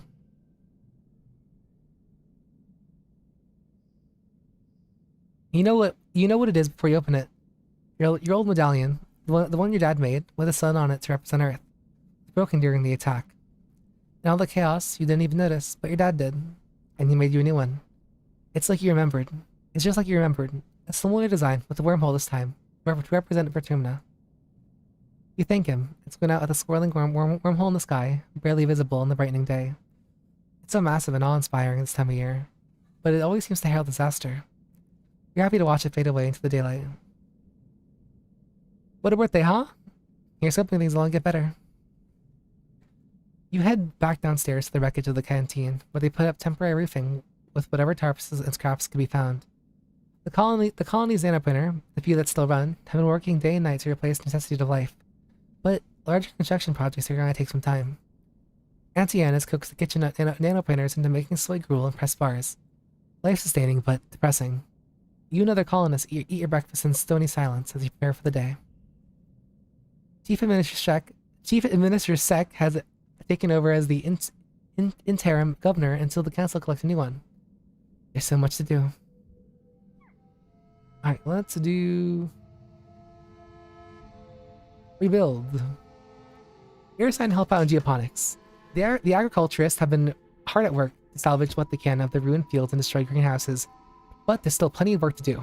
Your dad has taken over chief cultivator. Succeeding your mom was already difficult for him, but now there's this. He's never been the kind of guy to hide from hard work, but he's been pretty distant lately. Kyle's working in geoponics too, of course. Hey, Somnio! There's lots of stuff to do. What do you want to work on? Let's rebuild animal pens. The pens only suffered minor damage during the attack. Weird. Most of the damage seems to come from inside the pens, as if the normally tame animals have been stirred into frenzy. Tangent's also here. Hey, Tangent. Though not to help hammer and nail things. She's studying the animals, trying to figure out what could have influenced them. She takes blood and hair samples and reading is some sort of complicated brain scanning device. Interesting. That's all she says, not explaining her findings to you or Cal. Everyone's worried, but let's get this done. Bam, bam, bam. You're eating in the mess tents when you hear something rumbling. Your bowl and cutlery start rattling. People look around in alarm. Could be another attack so soon? You begin to hear some shouting from outside. Someone runs into the tent. There's something falling from the sky. It's on fire. You join the crowd of people leaving your temporary structures to gather into the colony square. People are staring up into the milky quiet sunlight, pointing and gesturing wildly. It's impossible to miss the thing hurtling towards you from space, like a giant ball of fire coming straight for you. Is this it? Is this the end? After all you've been through, a meteor's gonna land in the middle of you? A meteor's gonna land in the middle of your already ruined colony and kill you all? No, don't do it. It's another ship. Look, it's another spaceship from Earth. Excitement ripples through the crowd. Could it be? You stare up unbelieving at its rapidly approaching ship. The flame of its entry into the atmosphere dissipates, but thick columns of greasy black smoke trail behind it. Soon you hear the whistle of it ripping through the atmosphere at terminal velocity. That is not a controlled descent. It's an enormous ship coming at you way too fast. The ship's reverse thrusters fire, trying to slow it down so it doesn't smash into a billion pieces when it hits the planet. Everyone scatters to take cover. You crouch behind some of your rocks, throw your arms over your head, and squeeze your eyes shut. You hear the massive space touchdown in geoponics, plowing through fields and grinding up what was left of the greenhouses. No, not the... We just rebuilt those! You're thrown to the ground from the force of the impact. A shrapnel of small rocks zing past your head. It grinds along some, roaring monster, cutting a great scar to the colony and kicking up an enormous dust cloud. Finally, the ship comes to a creaking, shuddering halt. You and other colonists carefully crawl out of your hiding places, coughing and rubbing your eyes. The new ship is half buried and half obscured by dirt, dust. you can tell it's from Earth. You can squint out and make out stenciled letters. Heliopause. Hatch opens in its side, and a silhouette begins to emerge. Silhouette with guns. Soldiers march out of the dust, quickly surround all the remaining colonists. More soldiers from parallel lines form the ship to the square, their guns in parade rest, and a lone figure stands in the center towards you. Greeting, fugitives of Earth, the man says, spreading his hands wide. A dismayed murmur ripples through the crowd. The adults exchange significant looks. Chief Engineer Instance tries to slip out the crowd, but she's stopped by the line of soldiers. The man smiles, a broad, easygoing smile that doesn't match the threatening aura of the soldiers, nor the smoking ruins of the ship behind him. I am Commander Lum, and as Captain of the Heliopause, I have come to render aid and bring you justice. This colony is cursed. Maybe they should try worshipping the eldritch horrors that maybe that would help. Honestly, couldn't make things worse. Yeah, we're so cooked. Let's try to sneak away.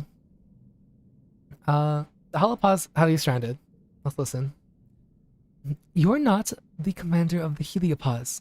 Governor Yudicott was expecting Commander Morikawa. Everyone's surprised. Yudicott has been in communication with the ship for how long? I am captain of the Heliopause, according to the chain of command. We sustained significant loss of personnel when we went through that wormhole. As the commanding officer, I declare this colony under our protection. You are all now subject to the laws of Earth. Now, there's no need for dramatics. We're a diminished colony, as you can see. Governor Yudicott died in the most recent attack, and Fluorescent passed a few months ago. Even Technician Halitosis is gone. You see, we're quite leaderless. Wait, your mom? What would these Earth cops have wanted from your mom? You notice Chief Engineer, you notice Instance is being held with her arms behind her back. She glowers at Lum with unbridled hatred. Well, why don't we fix that? Say hello to your new governor. Let's not pretend you don't need our help, and we could simply arrest you instead. But there's no need to demoralize our colony any further. Is Steam dying? Is Steam having issues? I think my Steam's having issues. We'll give it a second. I'm sorry. Judging from the number of guns on display, you don't think you have a choice in this. No one knows how to react. A new governor from Earth? Nearly 100 new colonists, most of them trained soldiers? What does this mean for the colony? The crowd disperses slowly, and the council members follow Lum back into the Heliopause, presumably to talk about the future of the colony. You hope. You track down your friends. So... Oh, I think your internet is dying. I think, never mind. I think it might be your internet then. So, what do you think about these new people? Oh, I'm glad they're here to save us. I'm excited to meet your friends. They're just gonna boss us around. Tangent nods. They don't live here. They don't know what it's like. And they're just gonna swoop in and act like they're getting better than... They don't know what it's like. They're just gonna swoop in and act like they're better than us? Did you see what they were doing to Instance? The entire colony, now twice as many of you, sets on work on salvaging the wreckage of the Heliopause, tearing it down and combining it with the stratospheric remaining engine section. Spirits are high, though these new colonists from the Heliopause are like any of the people you've met before. With their uniforms and weapons, they're more like an invading force than a rescue. You're not sure what this means for the colony, or your future. Oh goodness! As the dust settles, you rebuild your colony around the new ship, Heliopause. New arrivals, soldiers mainly, are aloof at first. Many see you as fugitives. Together, you build new walls, living quarters, greenhouses, and a massive bunkered garrison. The Stratos Engineering Wing is the only reminder of your old colony. The Heliopause brought enough rations for another 5 years, as well as rich seed bank and working hydroponics. Finally, a slow end to the slow starvation you felt for years. They've also have more guns and explosives than you ever seen in your life. Even the ship has guns. A full stomach and a roof over your heads? The promise of safety convinces most Shadow colonists to accept the Helios. In turn, the Helios decide that you criminals pose little threat. A grudging peace is brokered between the two groups. You decide that you really aren't so different. There are even Helio children, born among stars just like you. After a month of hard work, you and your dad move into your new quarters. You have your own bedroom for your first time in your life. You place a picture of your mother on the shelves beside your bed. You step out into your very own balcony to watch the new colony. With guard bustling with so many strangers new ideas. You feel something rising in your chest you haven't felt in a long time. Hope. Excitement? What will the new day bring? You better get out there and find out. Why do I... Oh, well, it's too late for me. Bye, Dokisa. Thanks for stopping on by. Why do I get the feeling that the commander helped those ahead of him in line for command find their ends? I don't know. I mean, he sounds kind of sketchy. To me, at least. Alright, so let's talk to Cal really quick. You'll see what he says about these new people. Hi, Insomnia. Oh, nothing. Just, thinking about, well, I guess it's not like you and me can get in trouble now, so, yeah. I used to have a pet. She was like a little pink caterpillar. I called her Socks. She lived in a trunk up in the storage barn. Nobody knew. But she didn't stay little forever. Eventually she got so big, like real big, and I couldn't find out how to feed her, so she ran away. I just hope she's doing okay, wherever she is. Alright, okay. Giving me a serious fourth in line for the throne, poison the other Harrods. Yeah, I do think the new commander definitely did some. I think he did some stuff on that plane, on the ship. Also, ooh, link. Look at this one. The colony's full of new people. Everywhere you look, you see a stranger. It's disorienting after growing up in a closed spaceship. You never expected to meet other humans that weren't made here in Vertumna. You bump straight into one of those new people while you're jogging through the colony. Ooh. He laughs and holds you steady, brushing the imaginary dust off you and giving you a wide-fanged smile. Hey, it's one of those kids from the Heliopause. You think his name is Rex. Hey, I'm Insomnia. Welcome to Vertumna. You stick out your hand and shake his, and he laughs. You notice he's wiggling his dog ears. They can move independently. Pleased to meet ya. I'm Rex, and I love to shake a paw. I know a ton of tricks. He wings. Rex puts a hand against his cheek, looking cute and lost. Why, Insomnia? Why are you saying that? Hey, since I'm new here, you think you could help me find the construction yard? I thought I might apply for a job there. For you, anything. His eyes widen as you wink suggestively and he grins, wiggling his dog ears and lolling his tongue out like a dog. But so adorable. I might just take you up on that, he says. You tell him everything has changed a bit since the Heliopause landed, but you think the construction yard is still in your command. He thinks you read the directions. And then, I love them so much. Oh my gosh, they're so cute. You've seen Nomi around since the Heliopause landed. They're around your age and barely 1.5 meters tall, only coming up to your shoulders. You've never seen anyone dressed as strangely as they do. Hi, I'm Nomi. It's for nomination. They do a little twirl and bow. You introduce yourself and ask about their outfit. Oh, this whole thing, I designed it myself. A Nomi original, based on the outfit Lavandula Starlifter wears in the 3rd season of the Turbo Girl Hyperjet Transform, when she has to go undercover as the lead singer of an idol group. They stick their leg out. Only I changed the bottom part, and of course I have to wear my gaming gauntlets. I call them gaming gauntlets, but they're really Enviro suit gloves that I modded so I can play holo games through them. Do you like games? My faves are Laser Fable and Digger Dog. Laser Fable's so much fun now, and that we can play outside with the room to run around. What kind of holo games does Shadow Kid like to play? Let's challenge them to a game of Laser Fable. You're on. Nami helps you install on your holopalm and explains the rules. Laser Fable is an augmented reality game where you bounce hologram lasers off real objects nearby. It's speed-based, so you're running around and bumping into each other, and there are extended house rules about whether it's legal to block each other's lasers. Alright, I'm gonna actually beat you up. I'm sorry, Nomi. You're so cooked. You're so cooked. You're so cooked. You're so cooked.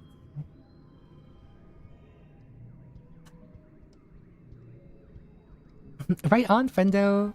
Nami gives you a high five, then a couple of quick flicks on the gauntlet to give you kudos for winning. They explain how this is how they always play Laser Fable with the kids from the Holosphere. Except, they mostly don't want to play anymore. They say they're too old for it. They're just gonna be soldiers now. Except Rex. He's still cool. Interesting. I want to meet all the new people before we end stream. So I think there's one more person I gotta meet still. Okay. Well, this place is so much bigger than I remember it being. Whoa. Crazy. Oh, let's go this way. Nami's so cute. Nami's so adorable. There's this. New phone, who dis? Much slug.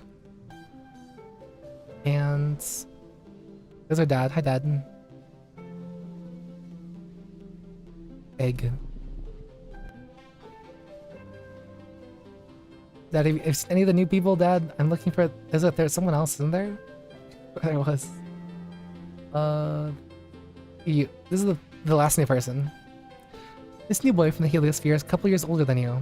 He's very handsome, and the missing arm gives him a heroic battle-scarred vibe. He stands tall and ready for action even though it's a normal boring day.